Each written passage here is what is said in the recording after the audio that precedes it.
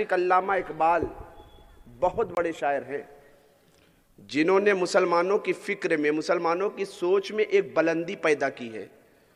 فرماتے ہیں ہو سکے تو لائیے دونوں جہاں میزان میں نے ایک سجدہ زمین کربلا سے لے لیا۔ سبحان اللہ سبحان اللہ۔ میں نے ایک سجدہ زمین کربلا سے لے لیا، اور اے کربلا کی خاک اس احسان کو نہ بھول۔ اے کربلا کی خاک اس احسان کو نہ بھول، تڑپی ہے تجھ پہ لاش جگر گوشہ رسول۔ سبحان اللہ سبحان اللہ۔ تڑپی ہے تجھ پہ لاش جگر گوشہ رسول، دشت بلا کو عرش کا زینہ بنا دیا، جنگل کو مصطفیٰ کا مدینہ بنا دیا۔ سبحان اللہ سبحان اللہ۔ دشت بلا کو عرش کا زینہ بنا دیا، جنگل کو مصطفیٰ کا مدینہ بنا دیا، ہر ذرے کو نجف کا نگینہ بنا دیا، تو نے حسین مرنے کو جینا بنا دیا۔ سبحان اللہ سبحان اللہ سبحان اللہ۔ ہر ذرے کو نجف کا نگینہ بنا دیا، تو نے حسین مرنے کو جینا بنا دیا۔ اور شاعر کہتا ہے بیٹا علی کا کیسے بھلا ہار جائے گا۔ یزیدیوں نے سوچا تھا کہ کربلا میں علی اصغر پر پانی بند کر کے، اکبر پر پانی بند کر کے، اونو محمد پر پانی بند کر کے ہم جنگ کو جیت لیں گے۔ بظاہر یزیدیوں کو فتح تو مل گئی، مگر دیکھا یہ گیا کہ جب دمشق کے بازاروں میں امام عالی مقام کا سر آگے آگے جا رہا تھا، یزیدی رعایا پیچھے تھی، امام کا سر بلند ہوتا نظر۔ سبحان اللہ سبحان اللہ سبحان اللہ سبحان اللہ۔ شاعر کہتا ہے بیٹا علی کا کیسے بھلا ہار جائے گا، ہر تیر ہرملا تیرا بیکار جائے گا، ہر تیر ہرملا تیرا بیکار جائے گا، کیسے چلے گی ساری رعایا یزید کی، کیسے چلے گی ساری رعایا یزید کی، کیسے چلے گی ساری رعایا یزید کی، نیزے پہ کربلا کا زمیندار جائے گا۔ نعرہ تکبیر، نعرہ رسالت، ذکر شہدائے کربلا۔ سبحان اللہ سبحان اللہ۔ نیزے پہ کربلا کا زمیندار جائے گا، بیٹا علی کا کیسے بھلا ہار جائے گا۔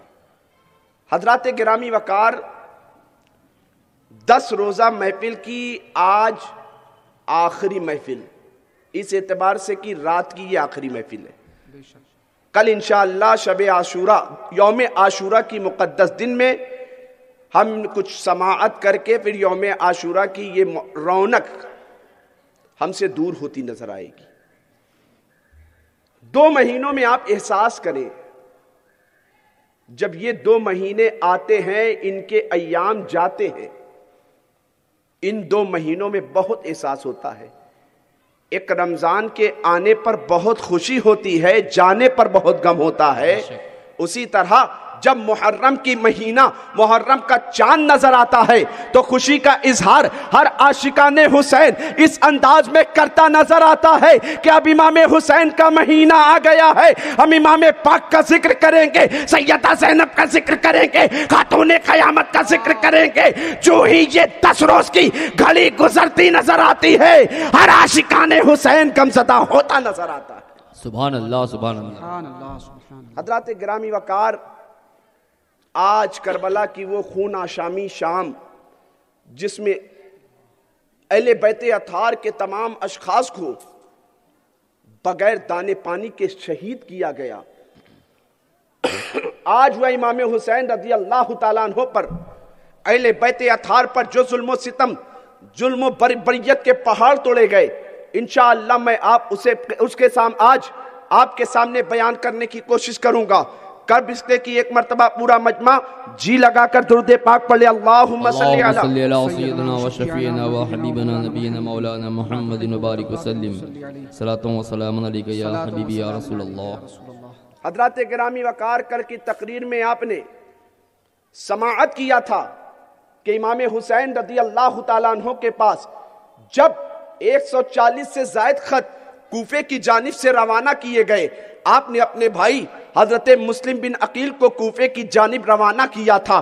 امام مسلم بن عقیل جب کوفے کی جانب آئے تھے تمام تر کوفیوں نے آپ کا شاندار استقبال کیا تھا. اتنا شاندار استقبال کیا کہ امام مسلم کے ہاتھ پر ایک دن میں ایک ہفتے میں 40,000 سے زائد یزیدیوں نے 40,000 سے زائد کوفیوں نے بیعت کر لیا تھا. یہاں تک کہ حد تو یوں ہوئی کہ امام مسلم رضی اللہ تعالی عنہ کو شہید کر دیا گیا. ان کے بچوں ان کے بچے ابراہیم اور محمد کو شہید کر دیا گیا.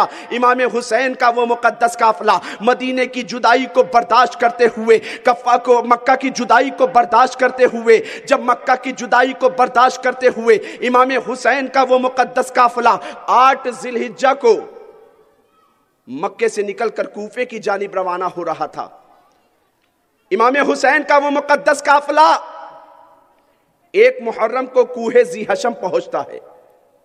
امام کو خبر دی جاتی ہے کہ امام ان کوفیوں نے جو آپ کے ساتھی حضرت مسلم بن عقیل کے ہاتھوں پر 40,000 کی تعداد میں بیعت کر لیا تھا, ان لوگوں نے مسلم بن عقیل کو شہید کر دیا, ان کے بیٹوں کو شہید کر دیا.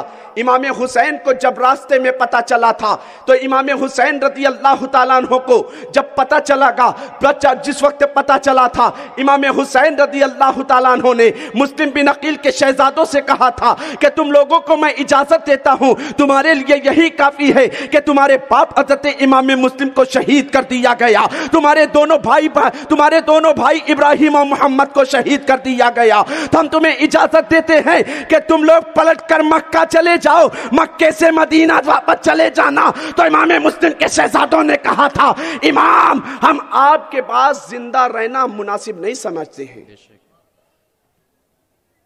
اب ہم زندہ رہ کر کیا کریں گے جب ہمارے باپ ہی کو ان ظالموں نے شہید کر ڈالا, جب ہمارے چھوٹے چھوٹے بھائی ابراہیم اور محمد کو شہید کر ڈالا. امام حسین رضی اللہ تعالیٰ عنہ 1 محرم شریف کو کوہ ذی حشم پہنچتے ہیں.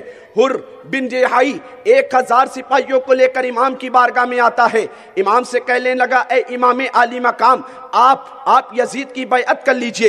امام حسین نے یہی کہا تھا ظالم کچھ بھی ہو جائے میں یزید کی بیعت نہیں کر سکتا ہوں, اس لیے کہ میرا گورا ہاتھ کبھی نانا کے ہاتھ میں گیا ہے, کبھی بابا علی کے ہاتھ میں گیا ہے, کبھی امی فاطمہ کے ہاتھ میں گیا ہے, کبھی ابو بکر کے ہاتھ میں گیا ہے, کبھی عمر فاروق اعظم کے ہاتھ میں گیا ہے, کہیں عثمان غنی کے ہاتھ میں گیا ہے, کہیں مولا علی کے ہاتھ میں گیا ہے. تو عمر نے کہا تھا کہ امام ہمیں ابن زیاد نے 1000 کا دستہ لے کر اس وجہ سے مجھے بھیجا گیا ہے کہ ہم آپ کے قافلے کا محاصرہ کریں, آپ کو یزید کی بیعت پر مجبور کریں.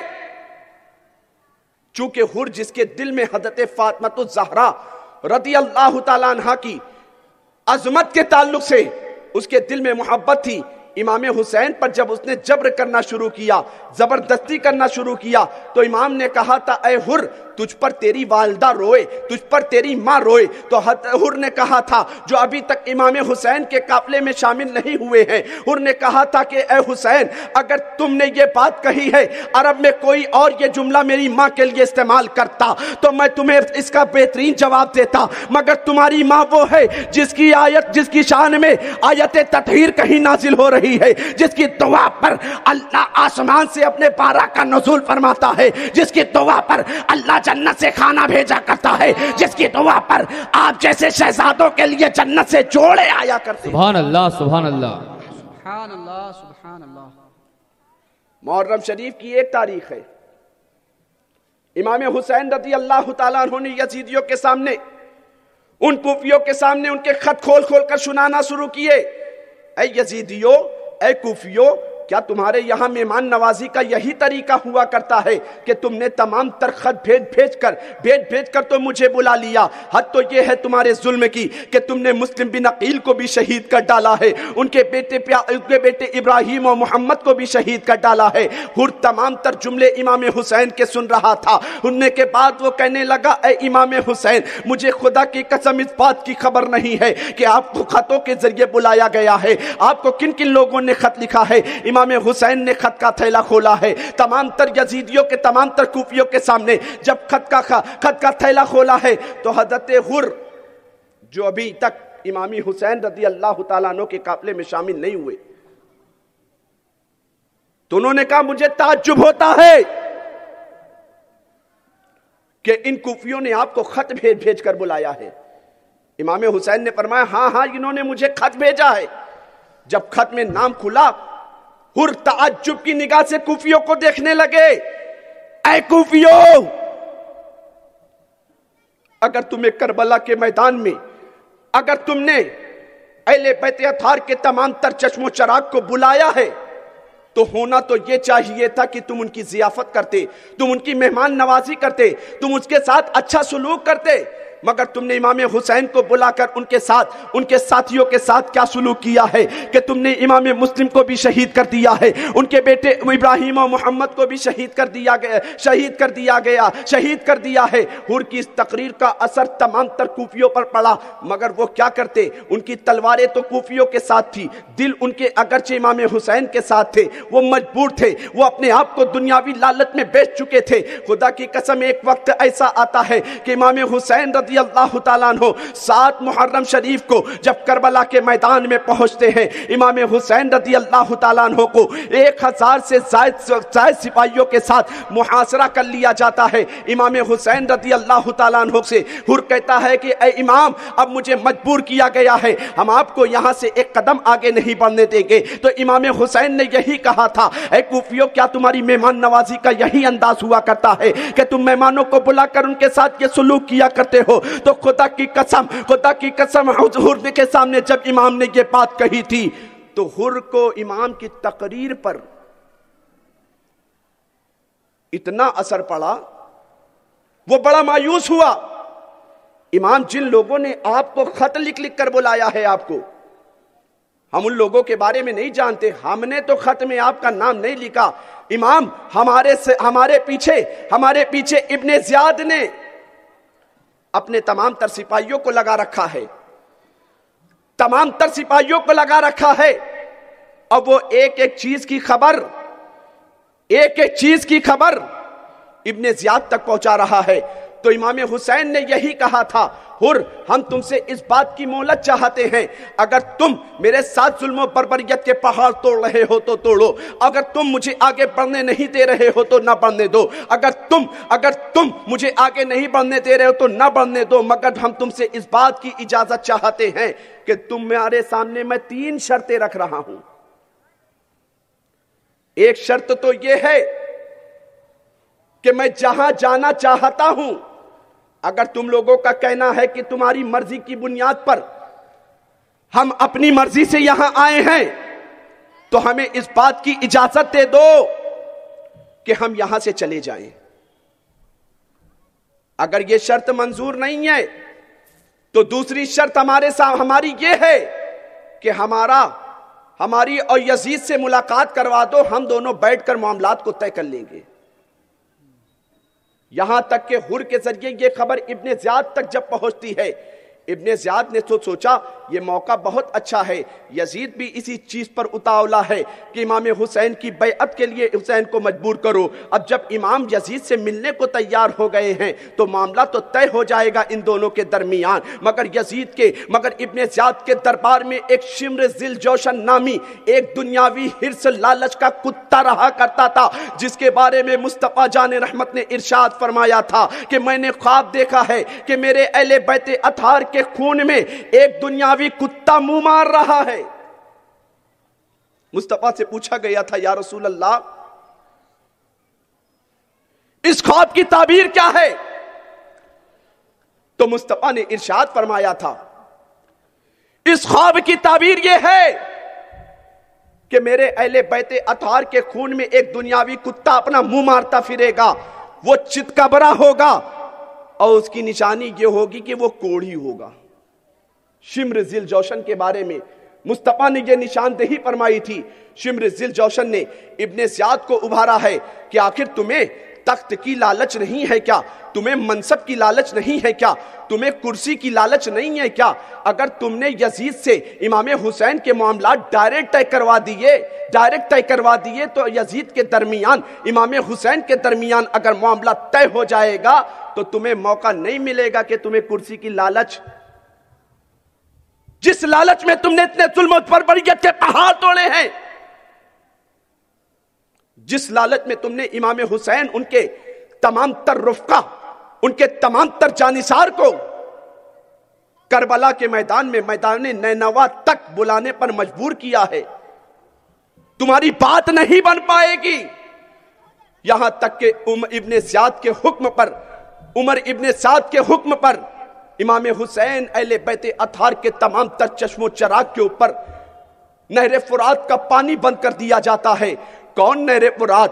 وہ نہر فرات جس کا پانی بندر بھی پی رہے ہیں، زمینی جانور بھی پی رہے ہیں، آسمانی پرندے بھی پی رہے ہیں، مگر اللہ دیکھو تو اہل بیت اطہار پر کتنے ظلم و بربریت کے پہاڑ توڑے جا رہے ہیں، کس طرح نبی کے گھر والوں کو ستایا جا رہا ہے، مگر ساری چیزوں کو امام حسین خندہ پیشانی کے ساتھ قبول کر رہے ہیں۔ ایک موقع ایسا بھی آیا تھا کہ امام حسین کے اوپر جب اہل بیت اطہار کے اوپر جب نہر فرات کا پانی بند ہوا تھا، امام حسین نے اپنے تمام تر رفقا کو جمع کیا تھا، تمام تر پرور ساتھی کو جمع کیا تھا، جمع کرنے کے بعد فرمایا تھا، اے میرے ساتھیوں، میں دنیا میں تم سے بہتر کسی کا کوئی ساتھی نہیں دیکھتا، میں دنیا میں اپنے رشتہ داروں سے زیادہ کسی کے رشتہ داروں کو اتنا محبوب نہیں سمجھتا۔ تم نے مصیبت کے عالم میں میرا ساتھ دیا ہے، تم نے مدینے سے مکے تک میرا ساتھ دیا ہے، مدینے سے کوفے تک میرا ساتھ دیا ہے، کوفے سے میدان نینوا تک میرا ساتھ دیا ہے۔ اب میں تم سے کہتا ہوں کہ تم لوگ جہاں جانا چاہتے ہو چلے جاؤ،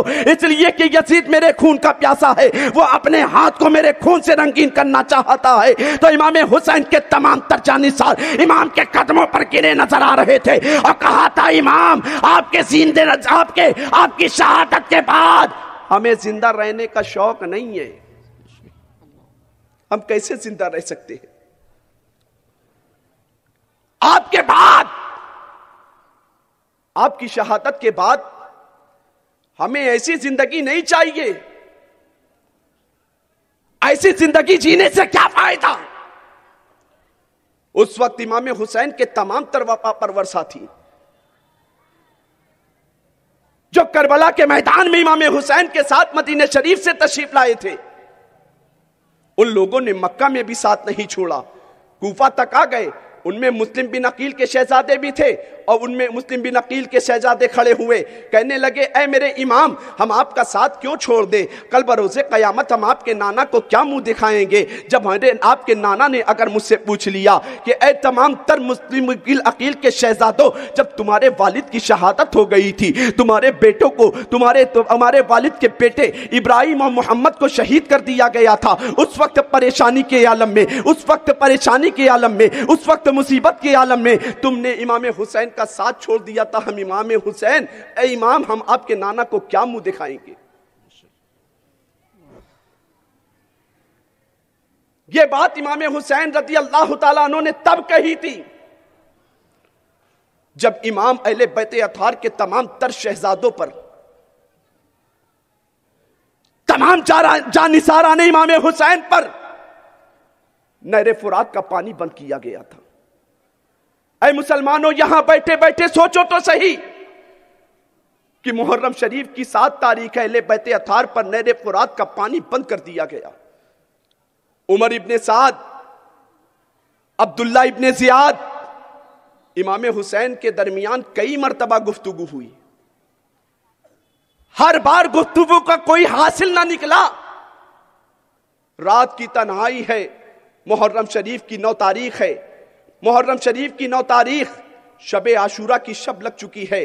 عمر ابن سعد امام حسین کے پاس آتا ہے، کہتا ہے، حسین کے ذریعے حسین پاک کے پاس ایک پیغام بھیجتا ہے، حسین اگر تم یزید کی بیعت کو منظور کرنا چاہتے ہو تو منظور کر لو، اگر تم یزید کی بیعت کو منظور کرنا چاہتے ہو تو تمہیں جان کی بھیک دے دی جائے گی، تمہارے بچوں کو شہید نہیں کیا جائے گا، عسکر کو بے گور و کفن نہیں شہید کیا جائے گا، قاسم کی جوانی نہیں لوٹی جائے گی، اگر تم یزید کی بیعت کو منظور کرنا چاہتے ہو تو کر لو۔ امام حسین نے اس وقت بھی یہی فرمایا تھا، سالم اگر یزید کی بیعت کو منظور کرنا ہوتا میں مدینے کی مقدس گلیوں کی جدائی کو برداشت نہ کرتا، اگر مجھے یزید کی بیعت کو منظور کرنا ہوتا میں مکہ جیسے شہر کو نہ چھوڑتا۔ یہاں تک کہ امام حسین رضی اللہ تعالیٰ عنہ پر محرم شریف کی 9 تاریخ ہے، شب عاشورہ لگ چکی ہے، یہی رات جس رات میں ہم اور آپ بیٹھ کر امام پاک کا ذکر خیر کر رہے ہیں، یہی رات لگ چکی تھی۔ عمر ابن سعد کہنے لگا، حسین اگر جنگ کرنا چاہتے ہو تو جنگ کے لیے تیار ہو جاؤ، اگر بیعت کرنا چاہتے ہو تو یزید کی بیعت کو منظور کر لو۔ تو امام حسین نے محرم کی اسی شب عاشورہ میں جہاں ہم ہر طرف تماشے دیکھا کرتے ہیں، یہی شب عاشورہ میں جہاں ہم طرف گھومنے نکل جایا کرتے ہیں، یہی شب عاشورہ میں جہاں ہم ہر طرف کہیں ادھر ادھر کر چکر لگایا کرتے ہیں، امام حسین نے عمر ابن سعد سے کہا تھا اگر تمہیں جنگ کرنا ہے تو حسین جنگ سے پیچھے نہیں جانا چاہتا، اگر حسین کو اپنے بچے کی قربانی دینی پڑے تو حسین قربانی دے دے گا، اکبر کو شہید کروانا پڑا تو حسین اکبر کی قربانی دے دے گا، قاسم کو شہید کروانا پڑا تو حسین قاسم کی قربانی دے دے گا، اور نو محمد کے بچپنے کو خاک و خون میں ملایا گیا تو حسین اور نو محمد کی بھی قربانی دے دے گا، مگر حسین یزید جیسے فاسق و فاجر کی بیعت کو منظور نہیں کرے گا۔ سبحان اللہ۔ نعرہ تکبیر، نعرہ رسالت، ذکر شہدائے کربلا، سبحان اللہ سبحان اللہ۔ امام حسین نے آج کی یہی شب عاشورہ،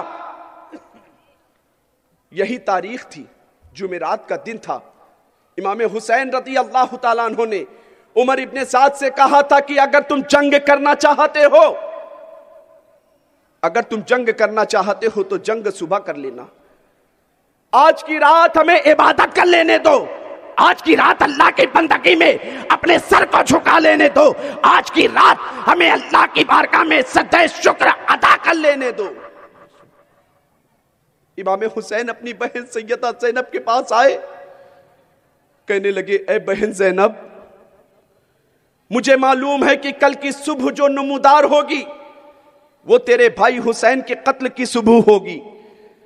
اے زینب، مجھے معلوم ہے کہ سورج کل کا جب نمودار ہوگا تو دین متین کی حفاظت و صیانت کی خاطر، قرآن کے تحفظ کی خاطر، شریعت اسلامیہ کی حفاظت کی خاطر تیرا بھائی حسین کل صبح جب نمودار ہونے کے بعد اپنے بیٹے کی قربانی دینے کو تیار ہو جائے گا۔ اے بہن زینب، اس رات کی پرہول سناٹے میں، رات کی اس تاریکی میں عمر ابن سعد سے میں نے مہلت لے لی ہے، کہا کہ بھائی جان مہلت لی ہے تو کس کام کے لیے تم نے لی ہے؟ تو امام حسین نے کہا تھا بہن زینب چلو رات کی تاریکی میں نانا کی سنت پر عمل کیا جائے، نانا کے طریقے پر عمل کیا جائے۔ سیدہ زینب نے کہا تھا نانا کا وہ کون سا طریقہ ہے جس پر رات کی تاریکی میں آپ عمل کریں گے؟ تو امام حسین نے فرمایا تھا اے میری بہن زینب سنو سنو، جب نانا پر کبھی مصیبت کا وقت آیا کرتا تھا نانا سجدہ شکر ادا کیا کرتے تھے، نانا پر مصیبت کی گھڑی آیا کرتی تھی نانا سجدہ شکر ادا کیا کرتے تھے، نانا پر مصیبت کا وقت آیا کرتا تھا نانا قرآن کی تلاوت کیا کرتے تھے، نانا پر مصیبت کا وقت آیا کرتا تھا نانا پریشانی کے عالم میں اللہ کی تسبیح بیان کیا کرتے تھے۔ بے شک سبحان اللہ۔ محرم شریف کی 9 تاریخ ہے، امام حسین رضی اللہ تعالیٰ عنہ اپنے تمام تر پرور ساتھیوں کو اکٹھا کرتے ہیں، اکٹھا کرنے کے بعد رات کی تاریکی میں اللہ کی عبادت کرنے کے بعد، سجدہ شکر ادا کرنے کے بعد امام حسین رضی اللہ تعالیٰ عنہ نے اپنے تمام تر پرور ساتھی، تمام تر جانثاران اہل بیت کو اکٹھا کرتے ہیں، کہتے ہیں اے میرے ساتھیوں، اے میرے جانثاروں، مدینے سے لے کر مکہ تک، مکہ سے لے کر کوفہ تک کوفہ سے لے کر کوہ زی حشم سے لے کر نینوا اور کربلا تک دیا ہے. ہم چاہتے ہیں کہ رات کی اس تاریکی میں تم لوگ جہاں جانا چاہتے ہو چلے جاؤ. اس وقت ایک چراغ جل رہا تھا. امام حسین جس وقت اپنے تمام وفا پرور ساتھی کے درمیان گفتگو کر رہے تھے, ایک چراغ جل رہا تھا. حسین نے اس چراغ کو بجھا دیا تھا کہ شاید میرے یہ وفا پرور ساتھی میرا چہرہ دیکھ کر شرم کی وجہ سے نہ جائے. تو اس چراغ کو بجھانے کے بعد امام حسین نے یہ کہا تھا, تم لوگ جہاں جانا چاہتے ہو چلے جاؤ. تم لوگ جس راہ کو اختیار کرنا چاہتے ہو اس راہ کے مسافر بن جاؤ. تو تھوڑی دیر کے بعد امام نے جب چراغ جلایا تھا تو تمام تر لوگوں کو اپنے قدموں میں پایا تھا. سب یہی کہہ رہے تھے, اے میرے امام, اگر اس پریشانی کے عالم میں, اس بے بسی کے عالم میں, اگر اس مصیبت کے عالم میں ہم آپ کو چھوڑ کر چلے گئے تو کل بروز قیامت آپ کے نانا کو ہم کیا منہ دکھائیں گے؟ امام, ہم آپ کا ساتھ چھوڑ کر نہیں جانا چاہتے. اے امام, اللہ نے ہمیں یہ جان دی ہے, اللہ تبارک و تعالیٰ نے ہمیں یہ جان دی ہے. اللہ تبارک و تعالیٰ اگر یکے بعد دیگر ایک ایک جان بھی مجھے عطا کرتا رہے تو میں سب آپ کے قدموں پر نچھاور کر دوں گا. سبحان اللہ, سبحان اللہ. ساری جانوں کا نذرانہ آپ کے قدموں پر نچھاور کر دوں گا. پھر صبح ہوتی ہے, عمر ابن سعد آیا, کہنے لگا, حسین کیا جنگ کے لیے تیار ہو؟ امام حسین نے یہی فرمایا ہے اور یہی کہا ہے. صبح فجر کی نماز کا وقت آتا ہے. امام حسین نے اپنے بیٹے اکبر کو بلایا ہے اور کہا, اکبر نماز فجر, اذان فجر کہو. اکبر نے اذان فجر کہی ہے. اہل بیت اطہار کے تمام تر چشم و چراغ امام حسین کے ساتھ رب کی بارگاہ میں سجدہ ریز ہو جاتے ہیں, سجدہ شکر ادا کرتے ہیں. سجدہ شکر ادا کرنے کے بعد سب صبح کی سفیدی نمودار ہوتی ہے. امام کی بارگاہ میں عمر ابن سعد نے پیغام بھیجا ہے کہ اے حسین کیا جنگ کے لیے تیار ہو گئے ہو؟ تو امام حسین نے یہی کہا تھا کہ ہاں ہم جنگ کے لیے تیار ہیں. امام حسین نے جنگ سے پہلے یزیدیوں کے سامنے ایک خطبہ ارشاد فرمایا تھا, اتمام حجت کے لیے کہا تھا, اے یزیدیوں تمہیں معلوم نہیں ہے تم کس کے مقابلے میں جنگ کرنے جا رہے ہو؟ اے یزیدیوں کیا تم میری عظمتوں سے واقف نہیں ہو؟ میں وہی حسین ہوں جسے نانا کبھی کاندھوں پر بٹھایا کرتے تھے, جس کا نانا کبھی بوسہ لیا کرتے تھے, نانا جس کی زبانوں کو چوسا کرتے تھے, نانا جس کے لیے سواری کے انتظام اگر نہیں ہوا کرتا تھا تو نانا اپنے گیسو کو پکڑا دیا کرتے تھے. اے یزیدیوں تمہیں معلوم نہیں ہے کہ میں وہی حسین ہوں جس کی ماں کی دعا کے اوپر اللہ تبارک و تعالیٰ نے ان دونوں شہزادوں کے لیے جنت سے جوڑا بھیجا تھا. عمر ابن سعد کا ایک ساتھی بول اٹھا, حسین کیا اپنے جان بچانے کی تدبیر سوچ رہے ہو؟ تو امام پاک کو چلا لاتا ہے,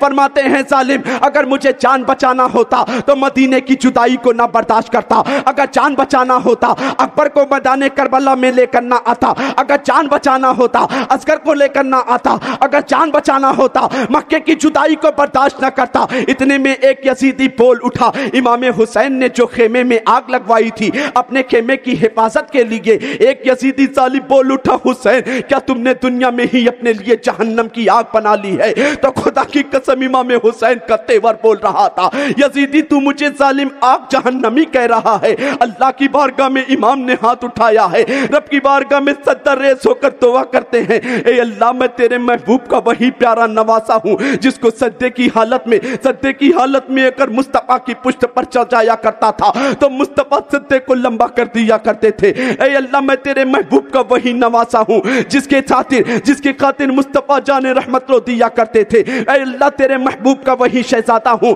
جس کی امی کی دعا پر تو جنت سے کھانا کبھی میرے گھر بھیجا کرتا تھا, کبھی جنت سے جوڑا بھیجا کرتا تھا. اے اللہ اس ظالم نے مجھے جہنمی کہا ہے, پروردگار عالم اس کے انجام کی فکر, اس کو بعد میں سزا تو نہ دینا. پروردگار عالم تیرا حسین تیرے محبوب کا شہزادہ یہی چاہتا ہے کہ اس کو ابھی ہی سزا دے دے. اس ظالم نے کہا تھا, حسین کیا تم نے دنیا میں ہی جہنم کی آگ کو تیار کر لیا ہے؟ تو زمانے نے دیکھا ہے, تاریخ کربلا اس بات کی گواہ ہے, امام حسین نے اس ظالم کے لیے دعا کیا تھا. وہ ظالم اپنے گھوڑے کو دوڑاتا ہوا آ رہا تھا, اس کے گھوڑے کی ایڑ اس آگ میں پھنستی ہے, وہ بھی اس آگ میں گر کر جہنم رسید ہو جاتا ہے. پھر اس کے بعد ایک ظالم اور پکار اٹھا، حسین تمہارا رسول اللہ سے کیا رشتہ ہے؟ امام حسین نے جب یہ جملہ سنا تھا تو اس ظالم کے سامنے کہا تھا، ظالم تو مجھ سے پوچھتا ہے کہ میرا رسول اللہ سے کیا رشتہ ہے، میری کیا نسبت ہے؟ اللہ کی بارگاہ میں اس کے لیے بھی دعائے ہلاکت فرمائی تھی۔ امام حسین نے یہی کہا تھا، اے اللہ تو اسے بھی سزا دے دے۔ کربلا کی تاریخ گواہ ہے، کربلا کے ریگزار گواہ ہے کہ امام حسین نے جس کے لیے دعائے ہلاکت کربلا کے میدان میں جس کے لیے دعائے ہلاکت فرمائی تھی، وہ فوراً امام کی دعا پر واصل جہنم ہوتا نظر آ رہا ہے۔ اتنے میں عمر ابن سعد آیا اور کہنے لگا کہ حسین اب کس بات کی تدبیر سوچ رہے ہو؟ کیا اپنی جان کو بچانا چاہتے ہو؟ اپنے شہزادوں کو بچانا چاہتے ہو؟ تو امام حسین نے کہا تھا، میں اپنی جان بچانے کی کوئی تدبیر نہیں سوچ رہا ہوں۔ عمر ابن سعد اور تمام تر یزیدیوں کے سامنے اتمام حجت کے لیے امام حسین نے ایک خطبہ ارشاد فرمایا تھا اور کہا تھا، اے یزیدیوں کیا تم میری عظمتوں سے واقف نہیں ہو؟ اے کوفیوں کیا تمہیں معلوم نہیں ہے کہ مہمانوں کا کس طرح سلوک کیا جاتا ہے، مہمانوں کے ساتھ کس طرح ضیافت کی جاتی ہے، مہمانوں کے ساتھ کس طرح ضیافت کی جاتی ہے؟ اے کوفیوں تم نے مجھے خط دے کر بلایا تھا کہ آپ میرے امام ہیں، آپ میرے والی ہیں، ہم یزید کو اپنا والی تسلیم نہیں کرتے ہیں، آپ آ جائیے۔ اب میں آ گیا ہوں۔ ابھی تک تو ایک ہفتہ پہلے تم نے میرے بھائی مسلم بن عقیل کے ہاتھوں پر ایسی عقیدت پیش کی تھی کہ ایک ہفتے میں تم نے 40,000 بیعت کر لی تھی۔ اے یزیدیوں کیا تمہیں معلوم نہیں کہ میں حسین ہوں جس کے رونے سے نانا رو پڑتے تھے، جس کے رونے سے نانا رو پڑتے تھے، نانا جسے اپنی پشت پر سوار کیا کرتے تھے۔ عمر ابن سعد پکار کر کہنے لگا، اے یزیدیوں گواہ رہنا کہ حسین ابن علی کے لشکر پر سب سے پہلا تیر میں نے چلایا تھا۔ اللہ لشکر کے اوپر امام کے تیر چلتا ہے، جنگ کی ابتدا ہو جاتی ہے۔ ادھر حضرت حر جنہوں نے امام حسین کو 1000 سے زائد سپاہی لے کر محاصرہ کیا تھا، امام کی بارگاہ میں آ کر کہنے لگے، امام کا میری خطا معاف ہو سکتی ہے، امام میں نے آپ پر بہت ظلم کیا ہے، اے امام میں ہی اس کربلا میں لانے کا آپ کا مجرم ہوں، امام کیا میری خطا معاف ہو سکتی ہے؟ اگر میں نے آپ کا محاصرہ نہ کیا ہوتا، اگر میں نے آپ کو کربلا کے میدان میں آنے پہ مجبور نہ کیا ہوتا، اگر میں نے آپ کے ساتھ زبردستی نہ کی ہوتی تو آپ کربلا نہ آتے۔ اے یزیدیو اے کوفیو تمہارے اوپر کس طرح جہالت و کفر کے پردے پڑ گئے ہیں کہ کیا تم آل رسول کا بھی احترام کرنے کو تیار نہیں ہو؟ کیا تم آل رسول کا بھی احترام کرنے کو تیار نہیں ہو؟ حضرت حر امام حسین کی بارگاہ میں اپنی جان کی بھیک مانگ رہے ہیں اور کہہ رہے ہیں کہ اے امام مجھے معاف فرما دیجئے، نہیں تو ہمارا حال بروز قیامت کیا ہوگا؟ امام نے فرمایا، حر تو وہی حر ہے جس نے ہمارے قافلے کا محاصرہ کیا تھا۔ امام حر کہتے ہیں، ہاں آقا حسین، مجھے نہیں معلوم تھا کہ ان یزیدیوں کے دلوں پر اتنی بدبختی سوار ہو جائے گی، ان کے دل اتنے پتھر ہو جائیں گے کہ یہ آل رسول کو قتل کرنے پر آمادہ ہو جائیں گے، یہ اتنے سنگ دل ہو جائیں گے کہ آل رسول کے شہزادوں پر دانا پانی بند کر دیں گے۔ ہاں وہی نہر فرات کا پانی بند کریں گے جس کے پانی کو کبھی سور پی رہے ہیں، کبھی کتے پی رہے ہیں، کبھی جانور پی رہے ہیں، چرندوں پرند پی رہے ہیں، مگر جس کے قبضے میں حوض کوثر، جس کے نانا کے قبضے میں حوض کوثر کا جام کل بروز قیامت ملنے والا ہے۔ اے یزیدیوں تمہارے اوپر دنیا اتنی سوار ہو گئی ہے، خدا کی قسم حضرت حر کہتے ہیں، امام آپ مجھے معاف فرما دیجئے۔ وہ اہل بیت اطہار کے وہ تمام تر اشخاص یہ نظارہ دیکھ رہے تھے، امام سے حر کی گفتگو ہو رہی تھی۔ حضرت حر کہتے ہیں، امام کیا میری خطا معاف ہو سکتی ہے؟ حسین نے فرمایا، تمہارا نام کیا ہے؟ وہ کہنے لگے، میرا نام حر ہے۔ امام حسین نے فرمایا، تمہاری خطا کیوں نہیں معاف ہو سکتی؟ میں آل رسول ہوں، آل رسول کی یہ خاصیت ہوا کرتی ہے، وہ تو اپنے دشمنوں کو بھی معاف کر دیا کرتے ہیں، وہ تو گالی دینے والوں کو بھی معاف کر دیا کرتے ہیں، وہ تو ظلم و بربریت کے پہاڑ توڑنے والوں کو بھی معاف کر دیا کرتے ہیں۔ اتنا کہنا تھا، حضرت امام حسین نے حر کو جنت کی بشارت دی ہے، وہی حر हजार लोगों का लश्कर लेकर कुएं ज़ी हशम पहुंचे थे। इमाम हुसैन के लश्कर को मजबूर किया था, इमाम ने माफ किया है। हजरत हुर से इमाम फरमाते हैं, हुर जरा घोड़े से नीचे तो आओ। हजरत हुर कहते हैं कि इमाम मेरा घोड़े से नीचे आने से बेहतर घोड़े पर रहना है, आप मुझे इजाजत दीजिए, मैं करबला के इन रेगिस्तान मैदान में जाऊंगा, इन यजीदियों से लड़ूंगा, आप पर अपनी जिंदगी का नज़ाना पेश कर दूंगा। उमर इब्ने साद ने ऐलान कर दिया है, यजीदियों तमाम तर यजीदियों गवाह हो जाना और इब्ने साद के दरबार में इस बात की गवाही देना, यजीद के दरबार में इस बात की गवाही देना कि करबला के मैदान में सबसे पहला तीर चला करके उमर इब्ने साद ने जंग का ऐलान किया था। कौन उमर इब्ने साद? जिसकी जिंदगी के बारे में पढ़ो तो पता चलेगा। खुशनसीब बाप का बदनसीब बेटा, वो बाप जो मुस्तफा जाने रहमत पर तमाम तर जंगों में अगर तीर आया करता था, उनके बाप हजरत साद इब्ने वक्कास अपने सीने पर ले लिया करते थे कि कहीं जंग में आने वाला तीर मुस्तफा के सीने पर न लग जाए, मुस्तफा को तकलीफ न पहुंचा दे। हाँ, वही खुशनसीब बाप का बदनसीब बेटा उमर इब्ने साद मैदान करबला में तीर चलाकर इस बात का ऐलान कर रहा है। हजरत हुर इमाम हुसैन से इजाजत तलब करते हैं, मैदान कारजार में निकल जाते हैं। इमाम हुज्जत के लिए उन यजीदियों के सामने एक खुतबा इरशाद फरमाते हैं, ऐ यजीदियों तुम्हें मालूम नहीं तुम किससे मुकाबला कर रहे हो? ऐ यजीदियों तुम्हें मालूम नहीं कि ये वही हुसैन है जिनके बारे में मुस्तफा फरमाते हैं, जिसने हुसैन से दोस्ती की उसने मुझसे दोस्ती की, जिसने हुसैन से दुश्मनी की उसने मुझसे दुश्मनी की। ऐ यजीदियों हुसैन से दुश्मनी करके अपनी आखिरत की खराबी क्यों तैयार कर रहे हो? इतने में उमर इब्ने साद पुकार उठा, ऐ साद, ऐ हुर तुझे हो क्या गया? तू तो बहुत बहादुर कहलाया करता था, तू तो बहुत शुजाअतमंद कहलाया करता था, मगर तेरा हुसैन का खुतबा सुनकर तेरा हाल क्या हो गया है? तो हजरत हुर यही कहते हैं, एक तरफ मेरे जहन्नम के भड़कते हुए शोले हैं, दूसरी तरफ जन्नत की सदाबहार मौजें हैं। मैं जहन्नम के भड़कते हुए शोलों को छोड़कर जन्नत की सदाबहार मौजों को अपने गले से लगा। सुभान अल्लाह, सुभान अल्लाह। नारे तकबीर, नारे रिसालत, जिक्रे शुहदाए करबला, जिक्रे अहले बैत। सुभान अल्लाह, सुभान अल्लाह। हजरत हुर, वही हुर जिन्होंने कुहे ज़ी हशम में इमाम हुसैन के लश्कर को रोका था और कहा था यहां से हम आपको आगे नहीं बढ़ने देंगे। इमाम हुसैन जब करबला के मैदान में चले हैं, यजीदियों की तरफ से जंग के नकारे बजाए गए, तो इमाम हुसैन के ऊपर अपनी जिंदगी का सबसे पहला नजराना करबला के मैदान में पेश करने वाले हजरत हुर ही निकले। जब हजरत हुर मैदान कारजार में निकले, यजीदियों से मुकाबला कर रहे हैं, एक तरफ जिस तरफ भी हजरत हुर की तलवार चल रही है, तमाम तर यजीदियों को वासिले जहन्नम करती चली जा रही है। उमर इब्ने साद ने देखा, यही हुर है जो बहुत बहादुर था, यही हुर है जो बहुत शुजाअतमंद था। अब इमाम हुसैन रज़ियल्लाहु ताला अन्हु से ये जन्नत की बशारत लेकर यजीदियों पर कहरे खुदाबंदी की बिजली बनकर गरज रहा है। हजरत हुर जिस तरफ भी जा रहे हैं, तमाम यजीदियों को वासिले जहन्नम करते नजर आ रहे हैं, उमर इब्ने साद पुकार उठा, खबरदार, ये हुर है, हुर जिसके ऊपर हुसैनी रंग चढ़ चुका है, जिसके ऊपर अहले बैत की मोहब्बत का रंग चढ़ चुका है। सुभान अल्लाह। तुम हुसैन के साथी हुर से एक एक करके अगर मुकाबला करोगे तो ये जितने भी यजीदी हैं करबला के मैदान में ये 22,000 का मुकाबला तने तनहा करना जानते हैं। सुभान अल्लाह।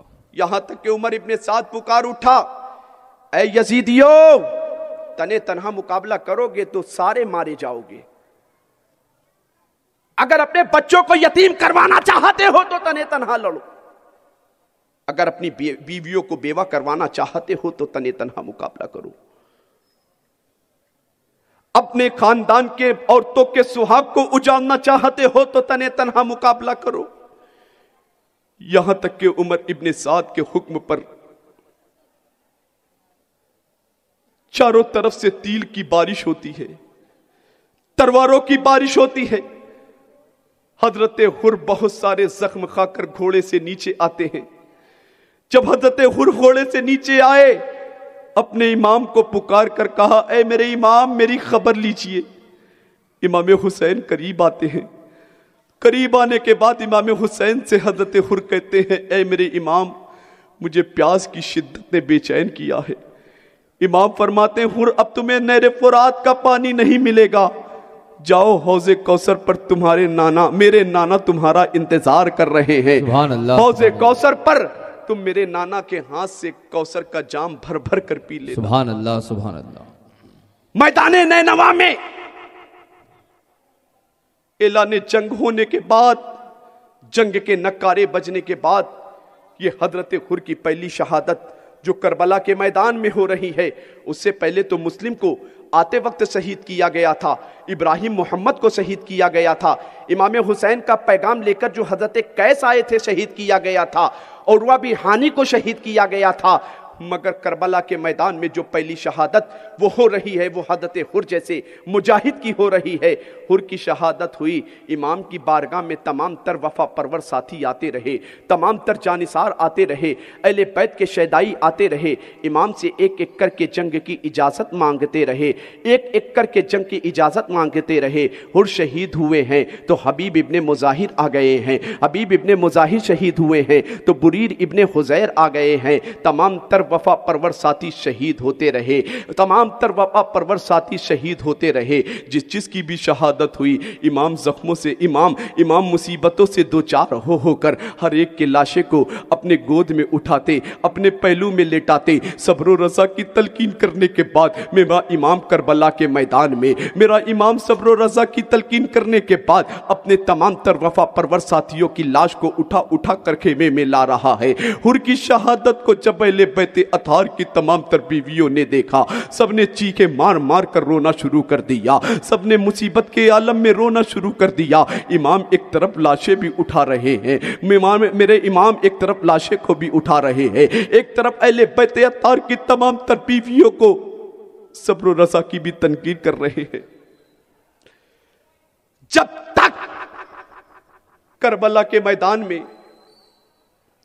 امام حسین کے تمام تر وفا پرور ساتھی باقی رہے، کسی نے بھی اہل بیت نبوت کے تمام تر چشم و چراغ میں سے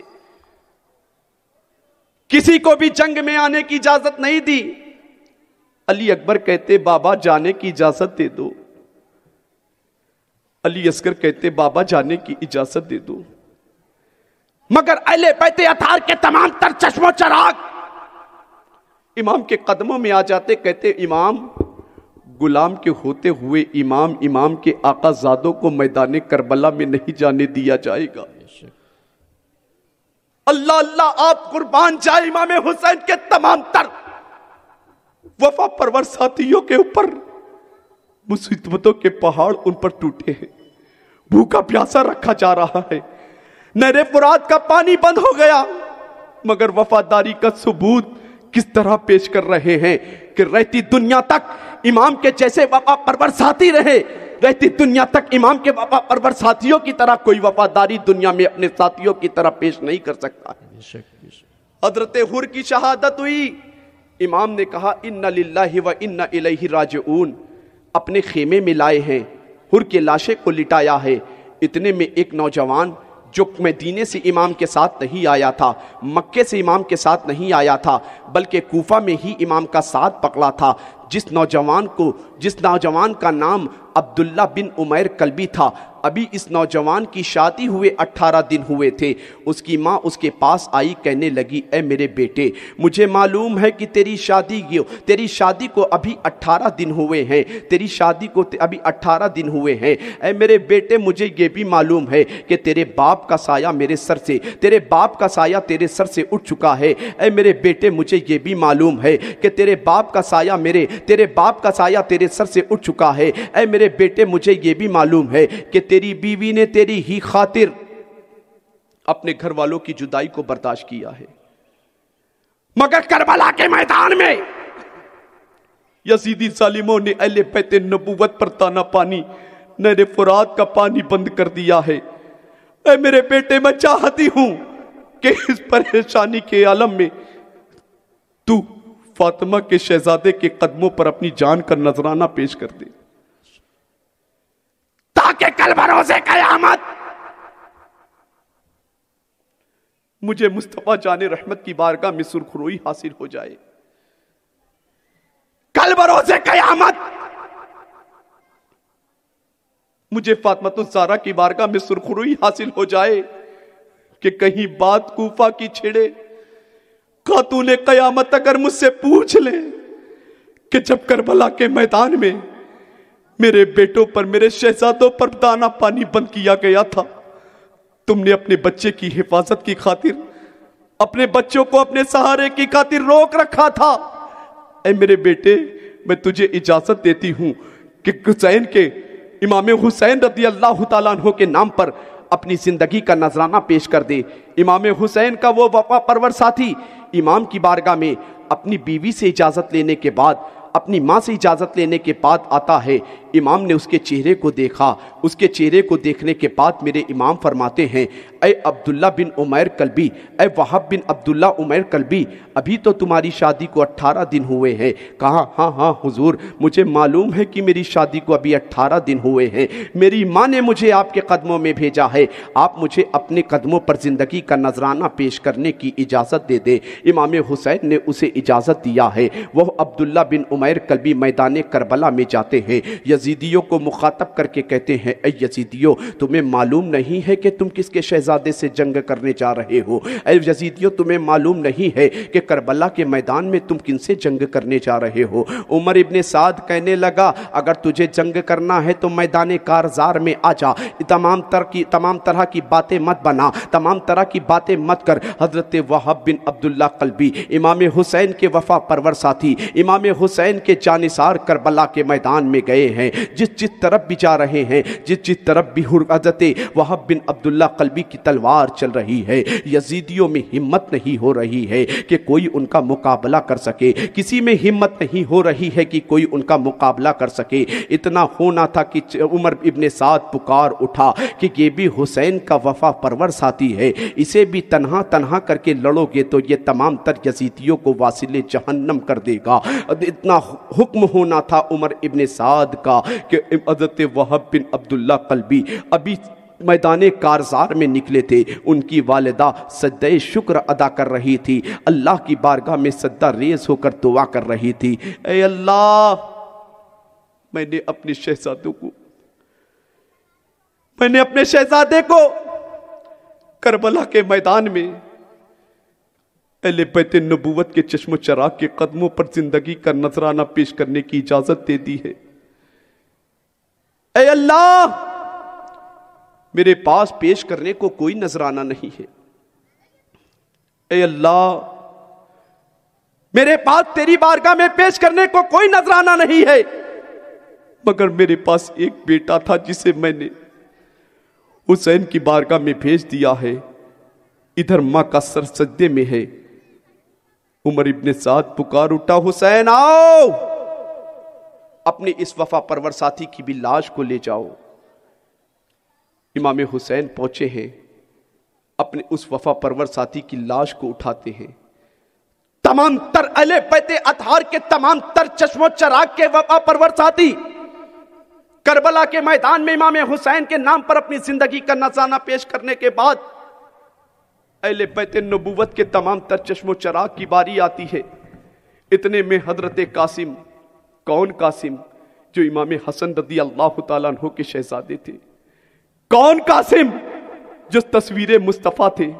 مصطفیٰ کے وصال کے بعد صحابہ اکرام کو جب مصطفیٰ کی یاد آیا کرتی تھی، تشبیہ مصطفیٰ کہلایا کرتے تھے، حضرت قاسم رضی اللہ تعالیٰ عنہ میدان کارزار میں آتے، کہتے بابا جان، اے میرے چچا جان، کربلا کے میدان میں مجھے بھیج دو، میں ان یزیدیوں کو دکھا دوں گا ہاشمی کچھار کے شیروں سے کیسے لڑا جاتا ہے، علی کے لختے جگر سے کیسے لڑائی کی جاتی ہے۔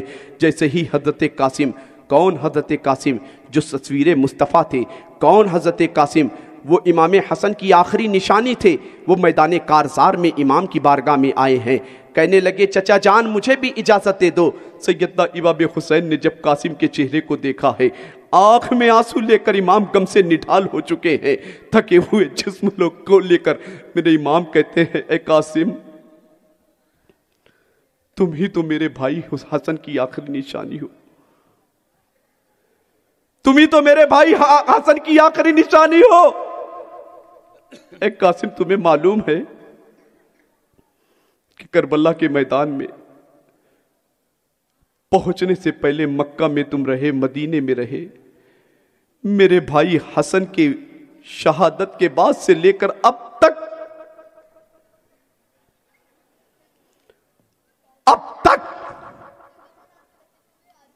میں نے تمہیں اس بات کا احساس نہیں ہونے دیا کہ تمہارے باپ حضرت حسن کا سایہ تمہارے سر سے اٹھ چکا ہے۔ اے قاسم تم جانتے ہو کہ میں تم سے کتنی محبت کرتا ہوں۔ حضرت قاسم کہتے بابا چچا جان میں جانتا ہوں، آپ نے میرے بابا امام حسن کی شہادت کے بعد ایک لمحے کے لیے اس بات کا احساس نہیں ہونے دیا کہ میرے بابا کا سایہ شفقت میرے سر سے اٹھ گیا ہے۔ امام حسین کہتے ہیں قاسم میں تمہیں کربلا کے میدان میں کس طرح جانے کی اجازت دوں؟ کربلا کے میدان میں جب تمہاری لاش پڑی ہوگی، یزیدی خیمے کی طرف سے گھوڑے دوڑائے جا رہے ہوں گے، تمہاری لاش کو دیکھ کر میں تڑپ جاؤں گا، میں تمہیں اجازت نہیں دے سکتا۔ حضرت امام حسین رضی اللہ تعالیٰ عنہ حضرت قاسم سے کہتے ہیں بیٹا قاسم تمہاری پھوپھی سیدہ زینب نے تمہیں بڑے ارمانوں سے پالا ہے، اور زینب کی محبت تمہارے بابا کے وصال کے بعد اور تم سے بڑھ گئی تھی۔ اگر اجازت چاہتے ہو تو اپنے چچا کو مجبور مت کرو، میں تو تمہیں اجازت نہیں دے سکتا۔ اگر اجازت چاہتے ہو تو جاؤ اپنی امی جان سے اجازت لے لو۔ حضرت امام قاسم امام حسن کی تصویر، امام حسن کی آخری نشانی اپنی امی جان کی بارگاہ میں آتے ہیں، کہتے ہیں امی جان آپ جانتی ہو کربلا کے میدان میں ان یزیدیوں نے، ان کوفہ والوں نے نبی کے گھر والوں کو بلا کر کے کس طرح سلوک پیش کیا ہے۔ ان کی مہمان نوازی کرنے کے بجائے ان کے سامنے کیسا کردار پیش کیا ہے۔ آپ کی امی جان کہتی بیٹا قاسم میں جانتی ہوں، کہا امی جان مجھے اس بات کی اجازت دے دو کہ میں بابا اپنے چچا حسین کے قدموں پر اپنی زندگی کا نذرانہ پیش کر سکوں۔ امی نے اجازت دی ہے۔ امی سے اجازت لینے کے بعد پھوپھی زینب کے پاس امام قاسم آتے ہیں، کہتے ہیں پھوپھی جان آپ نے مجھے بڑے ارمانوں سے پالا ہے، بڑی منتوں سے پالا ہے، بڑی مشقتوں کے ساتھ ہمیں پالا ہے، ہمیں اجازت دے دو ہم کربلا کے میدان میں اپنے چچا جان حسین کے قدموں پر اپنی زندگی کا نذرانہ پیش کرنا چاہتے ہیں۔ ادھر مجبور ہو کر حضرت سیدہ زینب نے بھی اجازت دی، آپ کی امی جان نے بھی اجازت دی۔ پھر سیدہ امام قاسم امام حسین کی بارگاہ میں آتے کہتے ہیں چچا جان مجھے تو ماں نے بھی اجازت دے دیا ہے، مجھے تو پھوپھی جان نے بھی اجازت دے دیا ہے، جنگ کے میدان میں اپنی زندگی کا نذرانہ میں آپ کے قدموں پر خود سے پیش کرنے کو تیار ہوں، آپ مجھے اجازت کیوں نہیں دیتے؟ سیدنا امام حسین فرماتے قاسم کیسے اجازت دوں؟ کیا اسی دن کے لیے میں نے تمہیں ارمانوں کے ساتھ پالا تھا کہ جب تم بڑے ہو جاؤ، بڑے ہونے کے بعد تمہیں میں کربلا کے میدان میں، کربلا کے تپتے ہوئے صحرا میں، کربلا کے ریگزار میدان میں تمہیں شہادت کی اجازت دوں؟ حضرت قاسم نے ایک تعویذ کھولا ہے جو وقت رحلت حضرت سیدنا امام حسن مجتبی نے اپنے بیٹے حضرت قاسم کو دیا تھا، اور کہا تھا کہ اے قاسم اگر زندگی میں تجھ پر کوئی مصیبت کا وقت آ جائے कोई परेशानी का वक्त आ जाए, उस मुसीबत के आलम में, उस परेशानी के आलम में इस तावीज़ को खोल कर पढ़ लेना, इसमें जो लिखा होगा उस पर अमल कर लेना। हज़रत कासिम ने आखिरी वक्त है अपने चचा जान से उनके कदमों पर जिंदगी निछावर करने की इजाज़त मांग रहे हैं। तावीज़ खोला है, तावीज़ में लिखा हुआ है, ऐ कासिम तुझ पर एक वक्त ऐसा आएगा जब तू अपने चचा जान के साथ यजीद की बदकारियों को आम करने के लिए, दीन मतीन की हिफाजत के लिए, कुरान के तहफ़्फ़ुज़ के लिए, शरीयत के तहफ़्फ़ुज़ के लिए अपने चचा जान के साथ करबला के मैदान में होगा। जिस वक्त तेरे भाई अस्कर को भूखा प्यासा रखा जा रहा होगा, जिस वक्त तुम लोगों के ऊपर नहर फुरात का पानी बंद कर दिया गया होगा, उस बेबसी के आलम में, उस परेशानी के आलम में, उस मजबूरी के आलम में अपने चचा जान हज़रत इमाम हुसैन के ऊपर जब मेरा भाई हुसैन गमों से निढाल हो चुका होगा, उनके कदमों पर अपनी जिंदगी का नजराना पेश कर देना। अब तावीज़ खोली है इमाम हसन ने। इमाम हुसैन ने भाई की वसीयत पर अमल करते हुए अल्लाह की बारगाह में दुआ की, अल्लाह मेरे भाई ने मेरे साथ जाते जाते कैसी वफादारी निभाई है। मेरे भाई को पता था परवरदिगारे आलम मेरी शहादत की कब्र की शोहरत तो बचपने के आलम में हो गई थी। मेरे भाई को भी पता था, अम्मी फातिमा को भी पता था, बाबा अली को भी पता था। ए अल्लाह मेरे भाई ने मेरे साथ कैसी वफादारी पेश की है। इमाम हुसैन वही करबो भला के मैदान में हाथ उठाते हैं, रब की बारगाह में दुआ करते हैं, ए अल्लाह ये कासिम मेरे भाई हसन की आखिरी निशानी है। परवरदिगारे आलम आज करबला के मैदान में हुसैन मजबूर भी है, हुसैन मजबूर है, हुसैन के ऊपर जुल्म सितम के पहाड़ तोड़े जा रहे हैं। हुसैन मुसाफिर है, तू मुसाफिर की दुआ को कबूल करता है। हुसैन मुजाहिद है, तू मुजाहिद की दुआ को कबूल करता है। ऐ अल्लाह इस करबला के मैदान में हम तेरी बारगाह में दुआ करते हैं कि मेरे भाई कासिम, मेरे भाई हसन ने जिस तरह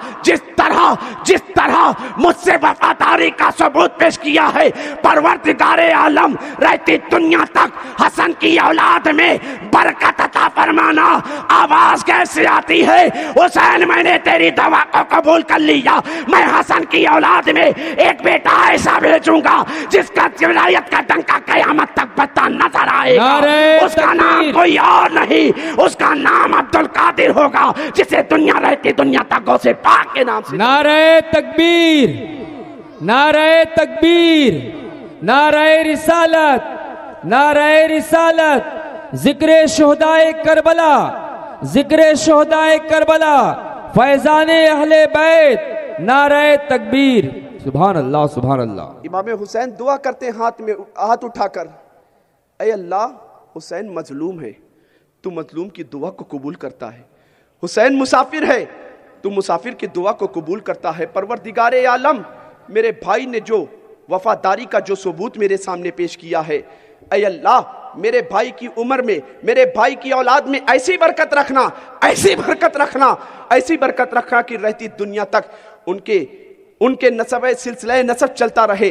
तो हातिबे गैब से आवाज आती है, तसव्वुरात के आलम में आवाज आती है कि ऐ बेटा, ऐ मेरे रसूल के शहजादे हुसैन, ऐ हुसैन मैंने तेरी दुआ को कबूल कर लिया, मैं हसन की औलाद में ऐसा बेटा भेजूंगा जिसका नाम अब्दुल कादिर होगा, और मैं वलियों में उसे वही मकाम अता फरमाऊंगा जो मकाम मैंने नबियों में तेरे नाना को अता फरमाया। सुभान अल्लाह, सुभान अल्लाह। कौन गौसे आजम का जिक्र करबला के मैदान में भी हो रहा है, गौसे आजम का जिक्र, इमाम हुसैन की आने वाली नस्ल का जिक्र, गौसे आजम का तस्करा करबला के मैदान में। تصورات کے عالم میں امام حسین نے دعا کی ہے تو اللہ نے دعا کو قبول فرمایا ہے۔ وہی امام قاسم رضی اللہ تعالیٰ عنہ مجبوری میں جب امام حسین نے امام حسن کی تعویذ کو دیکھا ہے، کربلا کے میدان میں امام قاسم کو جانے کی اجازت دی ہے۔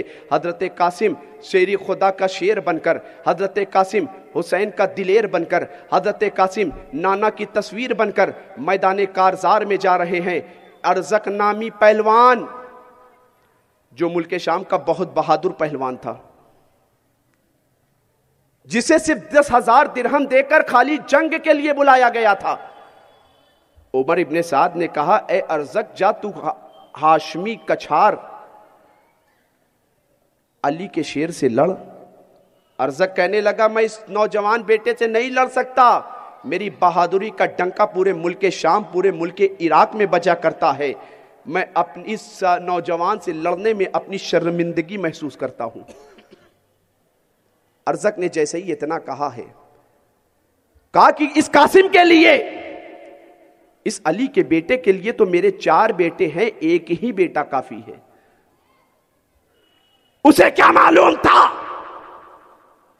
کہ یہ علی کا وہ پوتا ہے جس نے ایک ہاتھ سے خیبر کے دروازے کو اکھاڑ کر پھینک دیا تھا۔ اسے کیا پتا تھا یہ علی کا وہ شہزادہ ہے جس جنگ میں علی قدم رکھ دے تو دشمنان علی میدان چھوڑتے ہوئے نظر آئے۔ سبحان اللہ۔ اسے کیا پتا تھا علی کا گھر بھی کیا گھر ہے کہ جس گھر کا ہر ایک بچہ جہاں پیدا ہوا شیر خدا معلوم ہوتا ہے۔ سبحان اللہ سبحان اللہ۔ ارزق نامی پہلوان نے اپنی توہین امام قاسم کے مقابلے میں لڑنے میں کی ہے۔ امام حسین رضی اللہ تعالیٰ عنہ کے بھتیجے حضرت قاسم میدان کارزار میں آئے، یزیدیوں کو پکار کر کہہ رہے ہیں جس کو اپنے بچوں کو یتیم کروانا ہو، اب جس کو اپنی عورتوں کو بیوہ کروانا ہو، قاسم کے مقابلے میں آ جائے۔ علی کا شیر تھا۔ جتنے بھی وفا پرور ساتھی میدان کارزار میں گئے تھے، سب نے اتمام حجت کے لیے یزیدیوں کے سامنے خطبہ کہا تھا، مگر یزیدیوں میں ہمت نہیں ہوئی تھی کہ کوئی 22,000 کی تعداد میں ہونے کے باوجود 22,000 کی تعداد میں ہونے کے باوجود امام حسین کے شہدائیوں سے مقابلہ کے لیے آ جائے۔ نہیں، ایسا نہیں ہوا۔ کربلا کی تاریخ اٹھا کر دیکھو تو پتہ یہی چلے گا، چاہے وہ حر گئے ہوں، چاہے وہ حبیب ابن مظاہر گئے ہوں، چاہے بن وہب عبداللہ بن وہب قلبی گئے ہوں، چاہے حبیب ابن مظاہر ہو، چاہے بریر ابن حزیر ہو، جتنے بھی وفا پرور ساتھی کربلا کے میدان میں امام حسین کی زندگی پر اپنی جان کا نذرانہ پیش کرنے کے لیے گئے تھے، یزیدیوں پر خود حملہ آور ہوئے تھے۔ یزیدی آگے نہیں بڑھ رہے تھے، کسی میں ہمت نہیں ہو رہی تھی۔ ارزق سے عمر ابن سعد نے کہا تو اس نے بچہ سمجھ کر علی کے شیر کو بچہ سمجھا۔ اس نے کہا میں اس بچے سے جنگ نہیں کر سکتا۔ عمر ابن سعد کہنے لگا اس بچے کو تم ہلکے میں لے رہے ہو، یہ علی کا شہزادہ ہے جس کی تاریخ رہی ہے کہ جس کے دادا نے، جس کے باپ نے ایک ہاتھ سے باب خیبر کو اکھاڑ کر پھینک دیا ہو۔ ارزق کہنے لگا پھر بھی مقابلے کے لیے نہیں جاؤں گا۔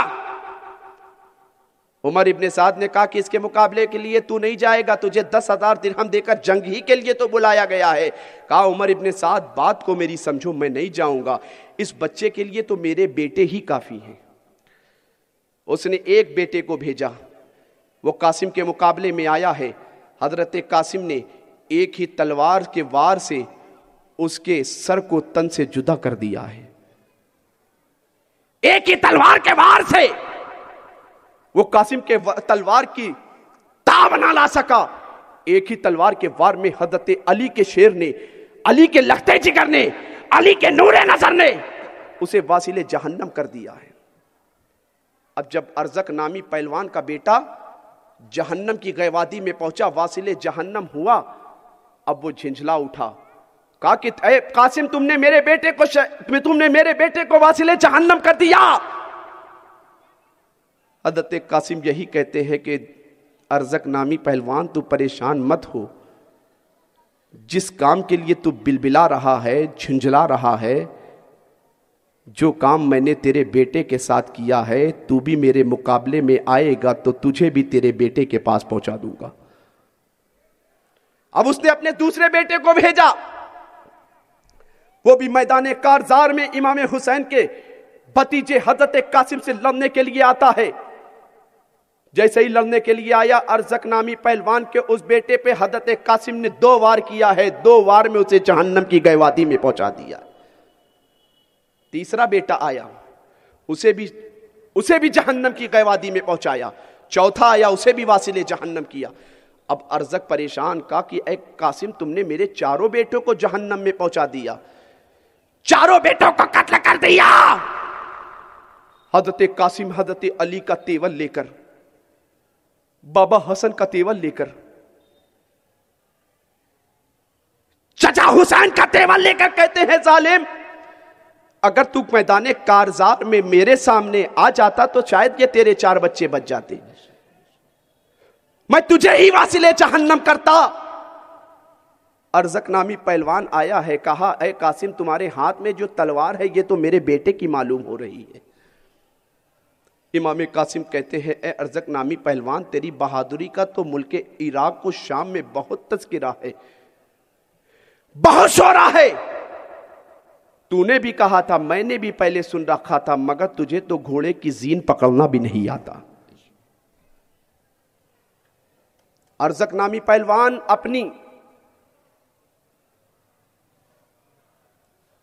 اپنے آپ کو جب شرمندہ ہوتے ہوئے دیکھا کہ قاسم تو نے تو میری توہین کر دی، میری بہادری اور شجاعت کا عالم یہ ہے، ملک شام کی تاریخ اٹھا کر دیکھ، ملک عراق کی تاریخ پڑھ کر دیکھ، تو پتہ چلے گا کہ میرے مقابلے میں جلدی کوئی مقابلہ کرنے نہیں آتا ہے۔ حضرت قاسم نے کہا کہ تجھے تو گھوڑے کی زین بھی نہیں پکڑنا آتا۔ اس نے اپنی تلوار کا وار حضرت قاسم کے اوپر کیا ہے۔ قاسم نے اس کے تلوار کے وار کو اپنی ڈھال سے روکا ہے۔ روکنے کے بعد جب اس نے دوسرے ہاتھ سے تلوار اٹھایا ہے، حضرت قاسم کے اوپر وار کیا، حضرت قاسم نے وہی اسی کے بیٹے کی تلوار سے اس کے اوپر ایک ایسا وار کیا ہے، ایک ہی تلوار کے وار میں وہ بھی واصل جہنم ہو گیا ہے۔ ارزق نامی پہلوان کو بھی حضرت قاسم نے موت کے گھاٹ اتار دیا۔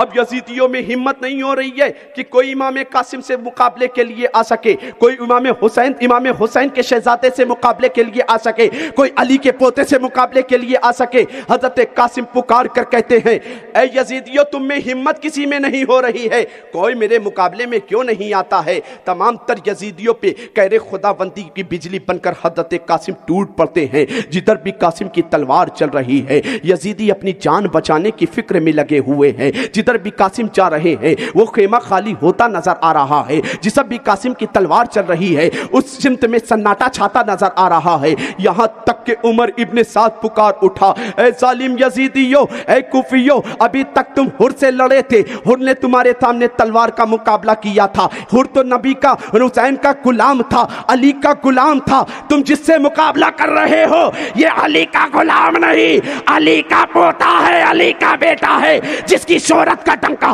جس کی بہادری کا ڈنکا، جس کی شجاعت کا ڈنکا، جس کی جوان مردی کا ڈنکا پورے عرب میں مچا کرتا ہے، تم اس کے شہزادوں سے لڑائی کر جا رہے ہو۔ عمر ابن سعد نے پکار کر کہا ہے اہل بیت اطہار کے ان اشخاص کی زندگی کا ملاحظہ کرو جن کے اوپر 3 دن سے پانی دانہ بند کر دیا گیا ہو، مگر ہاشمی کچھار کے وہ تمام تر شیر اس طرح جمع مردی کا مقابلہ، جمع مردی سے مقابلہ کرتے رہے۔ عمر ابن سعد کا حکم ہوا اے یزیدیو، یہ قاسم ہے، قاسم حسن کی آخری نشانی ہے، قاسم ہے قاسم جس سے زینب بھی محبت کرتی ہے، قاسم ہے قاسم جس سے حسین نے بڑے ارمانوں سے پالا ہے، یہ قاسم ہے قاسم جسے تصویر مصطفیٰ کہا جاتا ہے، انہیں ایسے نہیں چاروں طرف سے گھیر کر شہید کر ڈالو۔ امام حسین رضی اللہ تعالیٰ عنہ کا وہ بیٹا، علی کا وہ پوتا اپنی جوان مردی کے جوہر دکھاتا رہا، جس طرف بھی قاسم کی تلوار چلی یزیدیوں میں ایک ہیجان برپا ہو گیا، سب اگل بگل دیکھنے لگے۔ یہاں تک کہ حضرت قاسم ابن حسن پر چاروں طرف سے تیر و تلوار کی بارش ہوتی ہے۔ حضرت قاسم بھوکے تو 3 دن سے تھے، دانا پانی تو آپ کو 3 دن سے نصیب نہ ہوا تھا۔ گھوڑے پر سوار ہے قاسم، کئی زخم کھا کر جب زمین پر حضرت قاسم آئے ہیں تو اپنے چچا جان حسین ابن علی کو پکار کر کہا، چچا میری بھی خبر لو۔ امام حسین غموں سے نڈھال تو پہلے تھے،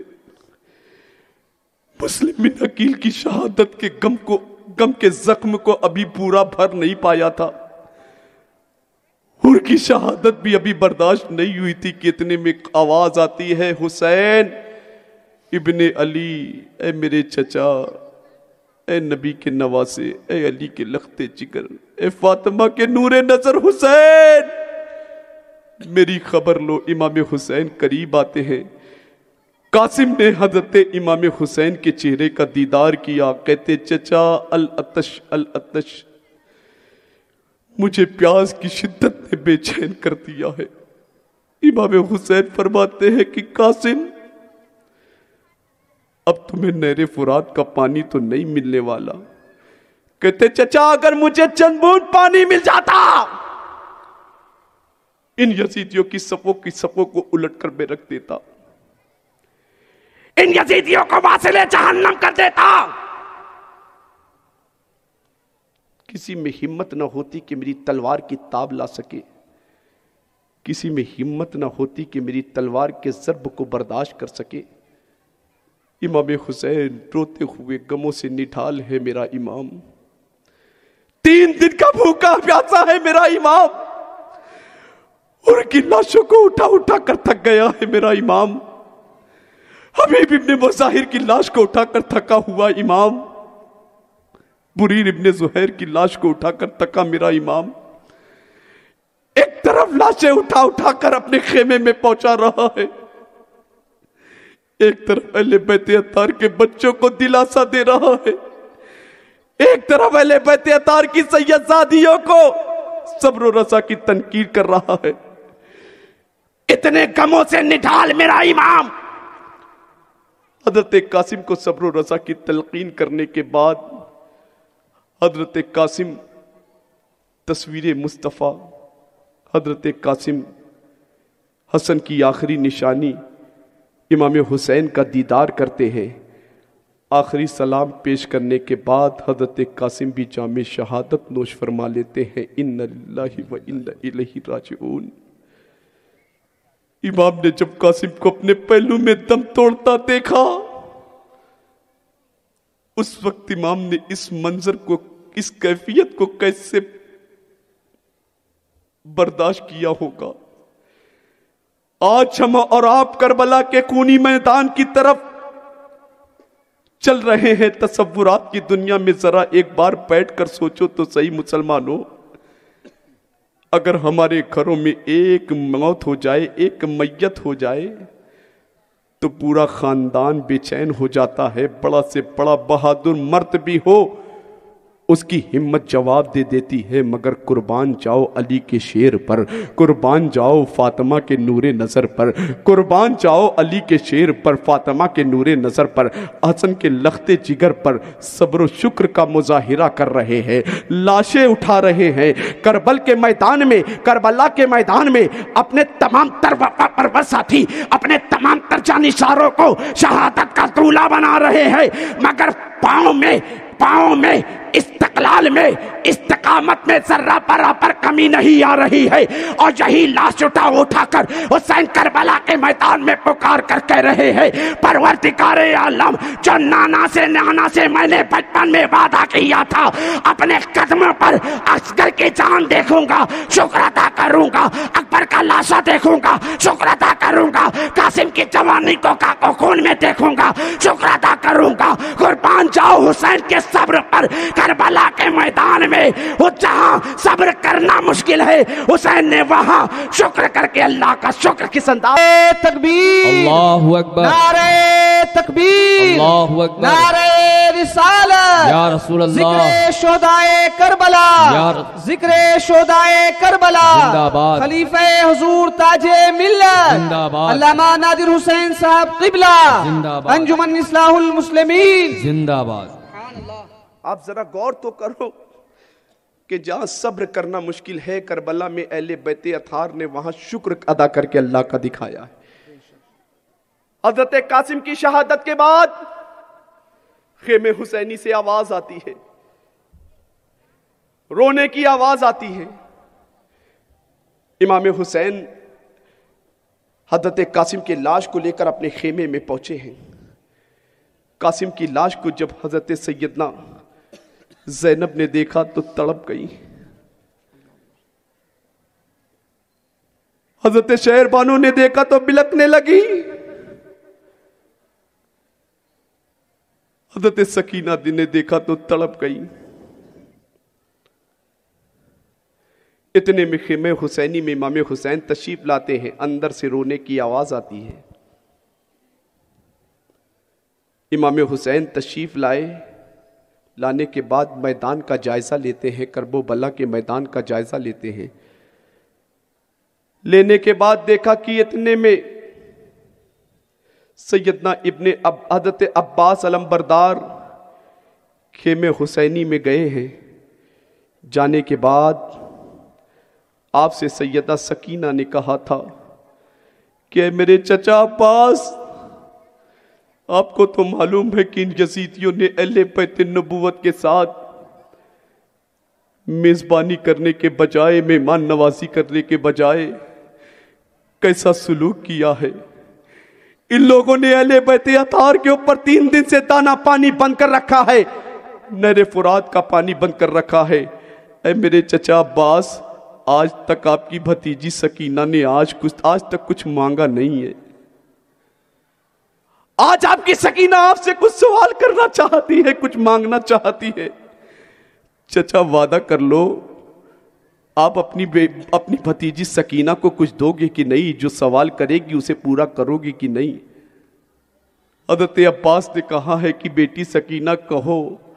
سکینہ کہتی ہے چچا جان، حر کی شہادت ہوئی، حر پیاسے جام شہادت نوش کر گئے۔ وہ تو نوجوان تھے، وہ تو کڑیل جوان تھے۔ بھائی قاسم پیاس کی شدت سے بے چین ہو کر نانا کا دیار بابا کے پہلو میں دم توڑ چکے، وہ بھی جام شہادت نوش فرما چکے، جبکہ قاسم بھی پیاس کی شدت سے بے چین تھے، قاسم بھی پیاس کی شدت سے بے قرار تھے۔ قاسم نے بھی پیاس کی جستجو کی تھی، پیاس پانی کی جستجو کی تھی، پانی کی جستجو میں تھے، بابا سے پانی مانگا تھا، مگر ان یزیدیوں نے میرے فرات پر ایسا پہرا رکھا ہے کہ انہیں بھی پانی نصیب نہ ہوا۔ اے چاچا جان، آج تک آپ کی بیٹی سکینہ نے آپ سے کوئی سوال نہیں کیا۔ قاسم کی بے چینی تو برداشت ہو گئی تھی، حبیب ابن مظاہر کی بے چینی تو برداشت ہو گئی تھی۔ پیاس کی شدت کی وجہ سے خیمہ حسینی میں اصغر تڑپ رہے ہیں، چھوٹے چھوٹے بچے ترس رہے ہیں پانی کو۔ آپ جائیں مشیزہ لے کر ان یزیدیوں کو بچوں کا حوالہ دے، شاید ان میں سے کوئی صاحب اولاد ہو، اس کو ترس آ جائے، وہ پانی دے دے۔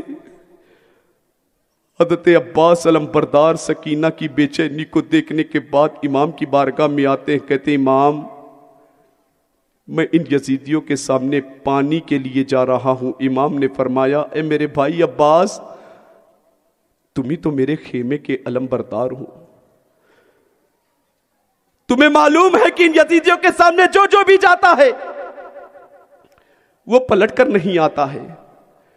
جو بھی گیا، حبیب ابن مظاہر گئے پلٹ کر نہیں آئے، حر گئے پلٹ کر نہیں آئے، بری ابن حزیر گئے پلٹ کر نہیں آئے، جو قاسم گئے پلٹ کر نہیں آئے۔ اے میرے بھائی حسین، میں نے اپنی بھتیجی سکینہ سے وعدہ کر لیا ہے، اسے پانی لا کر اصغر کی تشنگی کو میں بجھانا چاہتا ہوں۔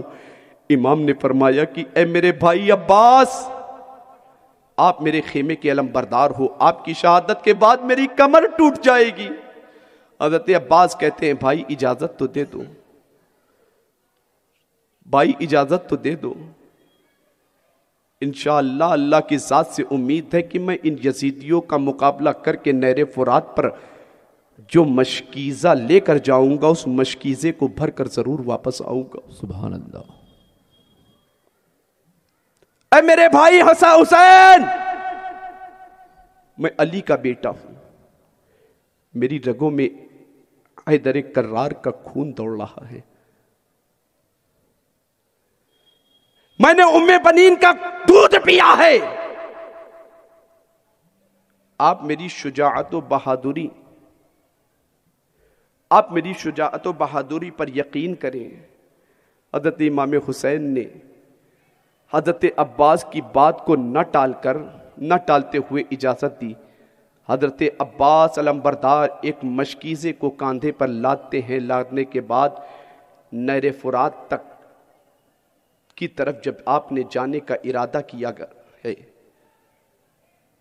نہر فرات تک آپ نے جانے کا ارادہ کیا، نہر فرات تک تمام تر یزیدیوں نے 500 کی تعداد میں، ہزاروں کی تعداد میں یزیدیوں نے نہر فرات کا محاصرہ کر رکھا ہے، ابن سعد ابن زیاد کے حکم پر، شمر ذی الجوشن کے حکم پر، یہاں تک کہ حضرت عباس علمبردار ان یزیدیوں کا مقابلہ کرنے کے لیے جب گئے، کہا یزیدیوں میں پانی نہیں تم سے مانگتا، میں پانی تم سے نہیں مانگتا، مجھے پانی نہ دینا، چند بوند چند گھونٹ پانی دے دو تاکہ میں اس پانی سے اصغر کی تشنگی کو بجھا دوں، سکینہ کی بے چینی کو بجھا دوں، سکینہ کی پیاس کو بجھا دوں۔ سکینہ کی پیاس کو بجھا دوں۔ حضرت تشریف لا رہے کیا؟ آپ حضرات کھڑے ہو جائیں ادب کے لیے۔ آل نبی اولاد علی کی آمد۔ نعرہ تکبیر، اللہ اکبر، نعرہ تکبیر، اللہ اکبر، نعرہ رسالت، یا رسول اللہ، نعرہ رسالت، یا رسول اللہ، ذکر شہدائے کربلا، زندہ آباد، ذکر شہدائے کربلا، زندہ آباد، نبی رے حضور غوث اعظم، زندہ آباد، نبی رے حضور غوث اعظم، زندہ آباد، شہزادہ سمنا، زندہ آباد، شہزادہ سمنا، زندہ آباد، نبی رے حضور غوث اعظم، زندہ آباد، شہزادہ سمنا، زندہ آباد، نعرہ تکبیر، اللہ اکبر، نعرہ رسالت، یا رسول اللہ، نبی رے حضور غوث اعظم، زندہ آباد، شہزادہ سمنا، زندہ آباد، نعرہ تکبیر، نعرہ رسالت، ذکر شہدائے کربلا۔ سبحان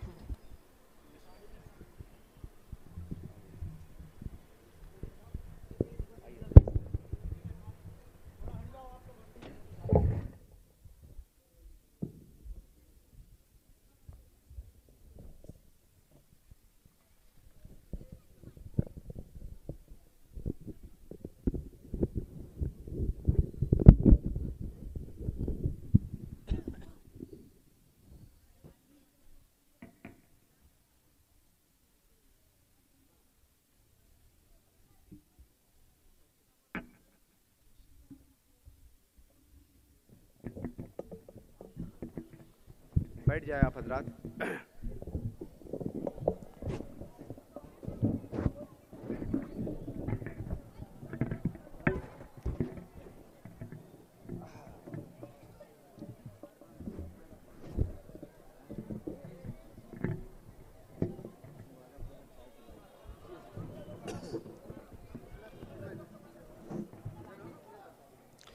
درود پاک پڑھی، اللہم صلی علی سیدنا و مولانا محمد مبارک وسلم، صلاۃ و سلام علیک یا رسول اللہ صلی اللہ تعالیٰ علیہ وسلم۔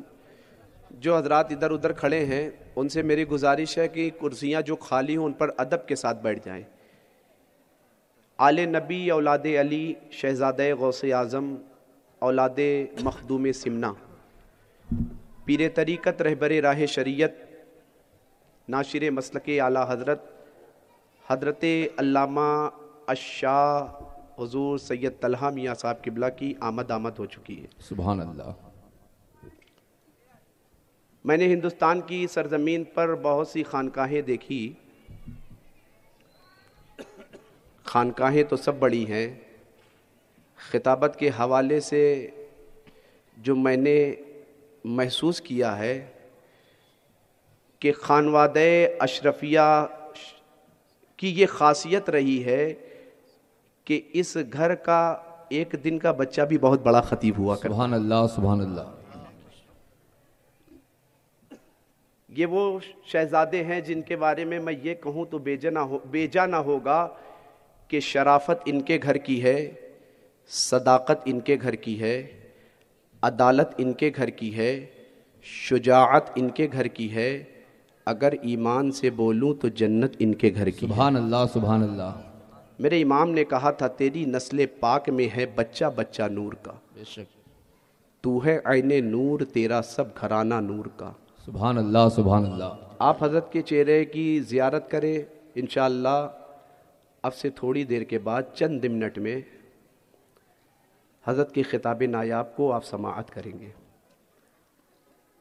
ایک مرتبہ مچل کر درود پاک پڑھ لیں تو بات آگے کیجئے۔ اللہم صلی علی سیدنا و شفیعنا و حبیبنا و نبینا مولانا محمد بارک وسلم، صلاۃ و سلام علیک یا حبیبی یا رسول اللہ صلی اللہ تعالی علیہ وسلم۔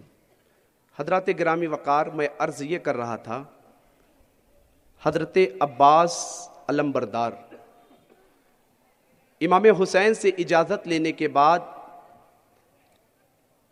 یزیدی خیمے کی طرف، نہر فرات کی طرف جب بڑھے، یزیدیوں سے کہا اے یزیدیوں، تم نے اہل بیت اطہار کے ان تمام تر چشم و چراغ پر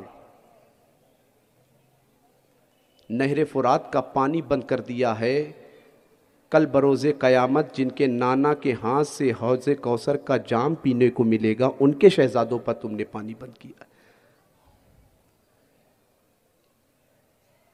حضرت عباس علمبردار نہر فرات کی طرف بڑھ رہے ہیں، یزیدیوں نے آپ پر حملہ کیا، آپ نے اپنی تلوار کے وار سے تمام تر یزیدیوں کی طرف جب قہر خداوندی کی بجلی بن کر گرجے ہیں، ایک ہی تلوار کی ضرب میں اس لمحے میں جتنے بھی یزیدی آئے سب کو آپ نے واصل جہنم کیا۔ کرتے کرتے آپ نہر فرات تک پہنچے، مشکیزے میں پانی کو لیا، لینے کے بعد خیمہ حسینی کی طرف پلٹ رہے ہیں۔ حضرت عباس نے جس وقت مشکیزے میں پانی کو بھرا، اپنے چلو میں پانی لیا کہ 3 دن کا پیاسا ہوں، اپنی پیاس کو بجھا لوں، پانی کو چلو میں لینے کے بعد ہونٹ تک پہنچایا ہے تو سکینہ کی پیاس نے بے چین کر دیا۔ اصغر کی سوکھی زبان یاد آ گئی، حضرت عباس نے اس چلو کو پلٹ دیا، خیمہ حسینی کی طرف جا رہے ہیں۔ وہ وقت قریب تھا کہ آپ خیمہ حسینی تک پہنچ جاتے، سکینہ سے کیا ہوا وعدہ پورا کر لیتے، اصغر کی پیاس کی تشنگی کو بجھا دیتے۔ عمر ابن سعد پکار اٹھا، ظالمو، اے یزیدیو، ابھی تک تمہوں نے حر سے لڑائی کی، ان کا مقابلہ نہ کر سکے، حبیب ابن مظاہر سے لڑائی کی، ان کا مقابلہ نہ کر سکے، قاسم سے لڑائی کی، ان کے مقابلے کی تاب نہ لا سکے۔ یہ تو علی کا شیر ہے، علی کا شیر، یہ تو علی کا شہزادہ ہے، ان سے مقابلے کی تاب تم کس طرح لا سکو گے؟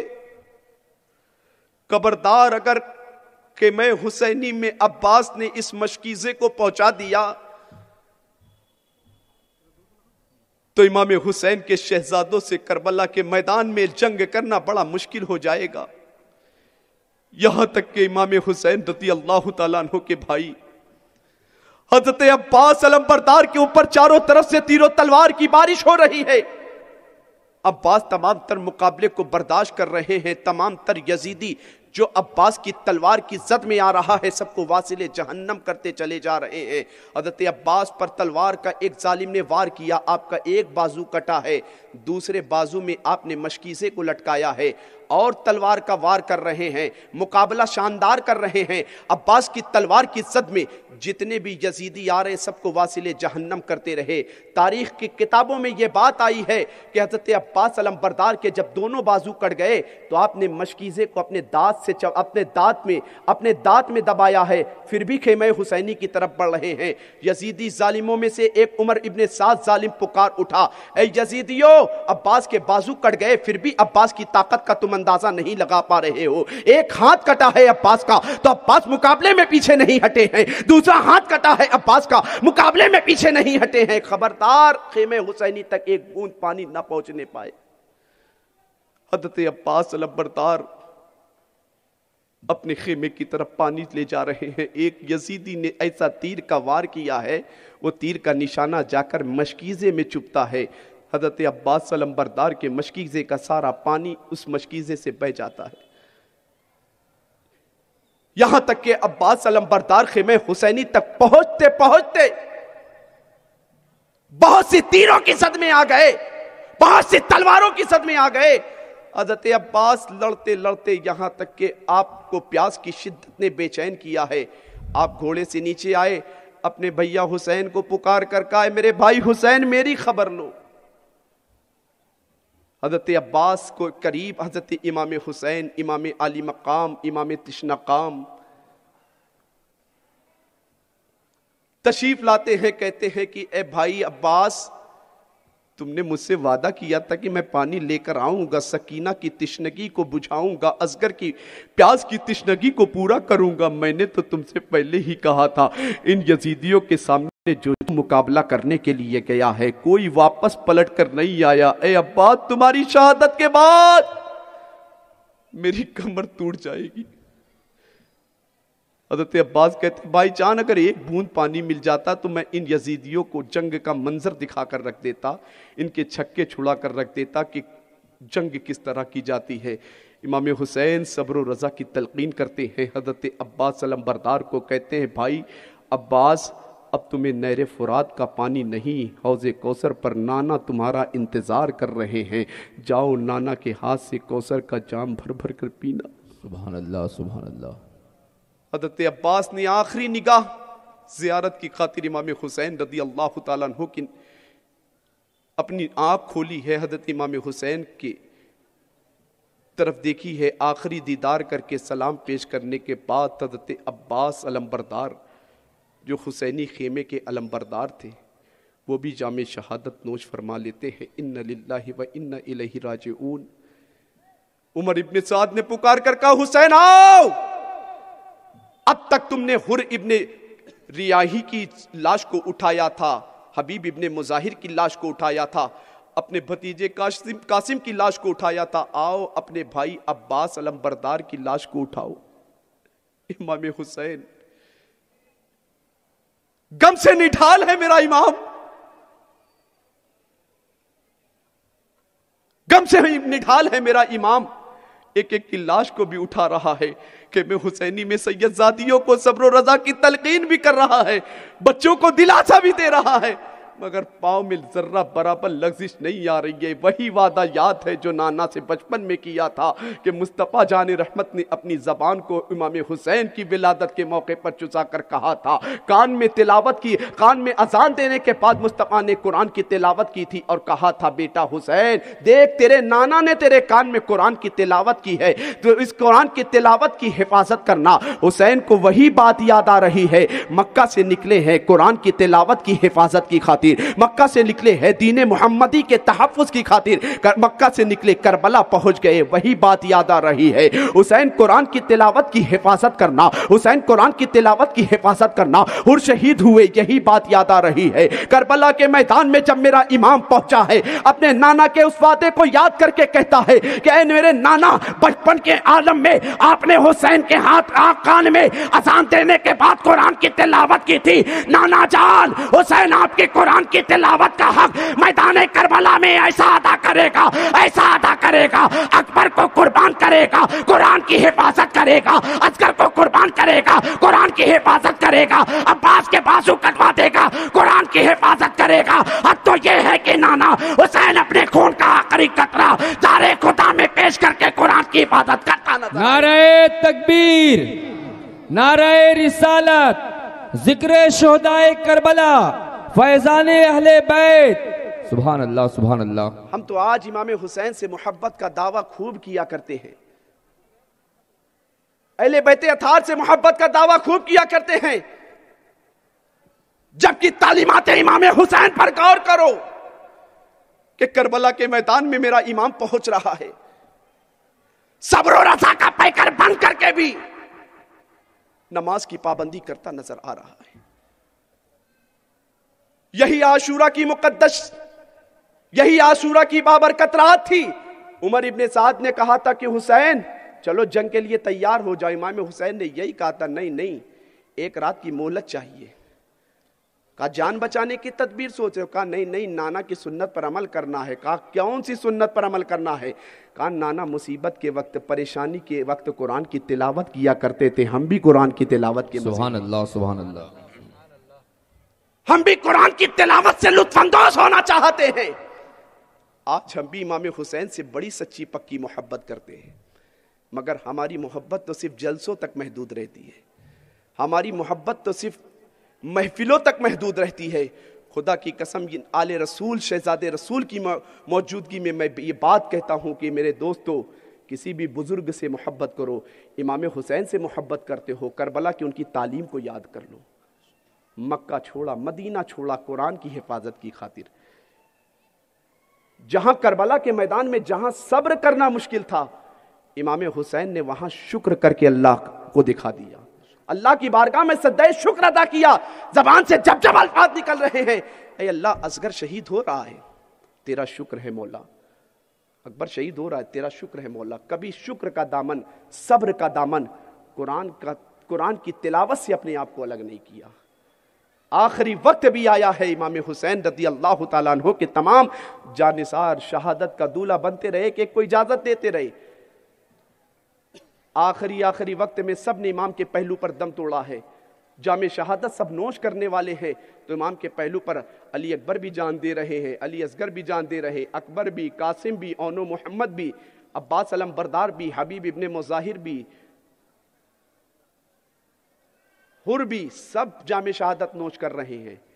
امام نے جاتے جاتے جو پیغام ہمیں دیا ہے، اس 10 روزہ محفل ہمارے لیے کرنا بہت بڑی بات تو ہے ہی کہ کربلا والوں کا ذکر کر رہے ہو، کربلا والوں کا ذکر کر رہے ہو، اہل بیت اطہار کا ذکر کر رہے ہو، جن کی محبت اور معدت اللہ تبارک و تعالیٰ نے ہم سب پر واجب قرار دی ہے، مگر اس سے زیادہ کہیں ہمارے لیے 10 روزہ محفل کرنا کامیاب ہو جائے گا کہ جب امام کی محفل میں آ کر کے امام کی تعلیمات کو ہم اپنی زندگی میں اتارے۔ امام کی تعلیم کیا تھی؟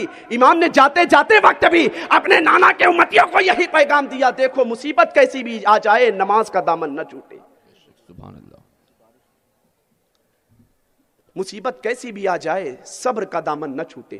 قرآن کی تعلیم کی حفاظت کی خاطر، شریعت محمدی کے تحفظ کی خاطر کربلا کے میدان میں امام حسین رضی اللہ تعالیٰ عنہ نے اپنی زندگی کا نذرانہ پیش کیا۔ سیدہ زینب آئی تھی آپ کی بارگاہ میں اپنے دونوں چھوٹے چھوٹے بچوں کو لے کر، بھائی جان ہمارے پاس تو اللہ کی بارگاہ میں پیش کرنے کے لیے کوئی چیز نہیں ہے، یہی 2 بچے ہیں۔ سیدہ زینب نے بھی اپنے کردار سے ہماری اسلام کی مقدس شہزادیوں کو بتا دیا کہ صرف عورتیں گھر میں چولہا برتن کرنے کے لیے نہیں، گھر میں کپڑا پچھاڑنے کے لیے نہیں، بلکہ عورتیں تو وہ ہوا کرتی ہیں کہ زینب کے کردار نے بتا دیا کہ جب اسلام پر بات آتی ہے، شریعت پر بات آتی ہے، قرآن کے تحفظ کی بات آتی ہے، تو کربلا کے میدان میں زینب اپنے بچوں کو بھی قربان کرتی نظر آ رہی ہے۔ سبحان اللہ سبحان اللہ۔ یار ہم سے کیا مانگا ہے میرے امام نے؟ ہم سے کیا مانگا؟ امام حسین رضی اللہ تعالیٰ عنہ کی تعلیمات پر ہم عمل کریں۔ مصطفیٰ نے اتنی تکلیفیں سہی، کربلا میں امام حسین نے، تمام اہل بیت اطہار نے، تمام اصحاب نے ہر مقام پر مصیبتیں سہی، مگر صبر و شکر کا دامن نہ چھوڑا، قرآن کی تعلیم سے دور نہ ہوئے۔ انشاءاللہ آج یہ بیان ہوا، انشاءاللہ سید صاحب کی موجودگی میں، آل رسول کی موجودگی میں اور خطاب سماعت فرمائیں گے۔ کل وقت رہا تو امام حسین کی شہادت بیان کی جائے گی۔ کون حسین جو دشت بلا کو عرش کا زینہ بنا دیا، جنگل کو مصطفیٰ کا مدینہ بنا دیا، ہر ذرے کو نجف کا نگینہ بنا دیا، تو نے حسین مرنے کو جینا بنا دیا۔ سبحان اللہ سبحان اللہ۔ استغفر اللہ ربی من کل ذنب واتوب الیہ، لا الہ الا اللہ محمد رسول اللہ۔ بیٹھ کے بارشی میں سننے دیجیے حضرت کی تقریر، دشوار اگر نہ ہو تو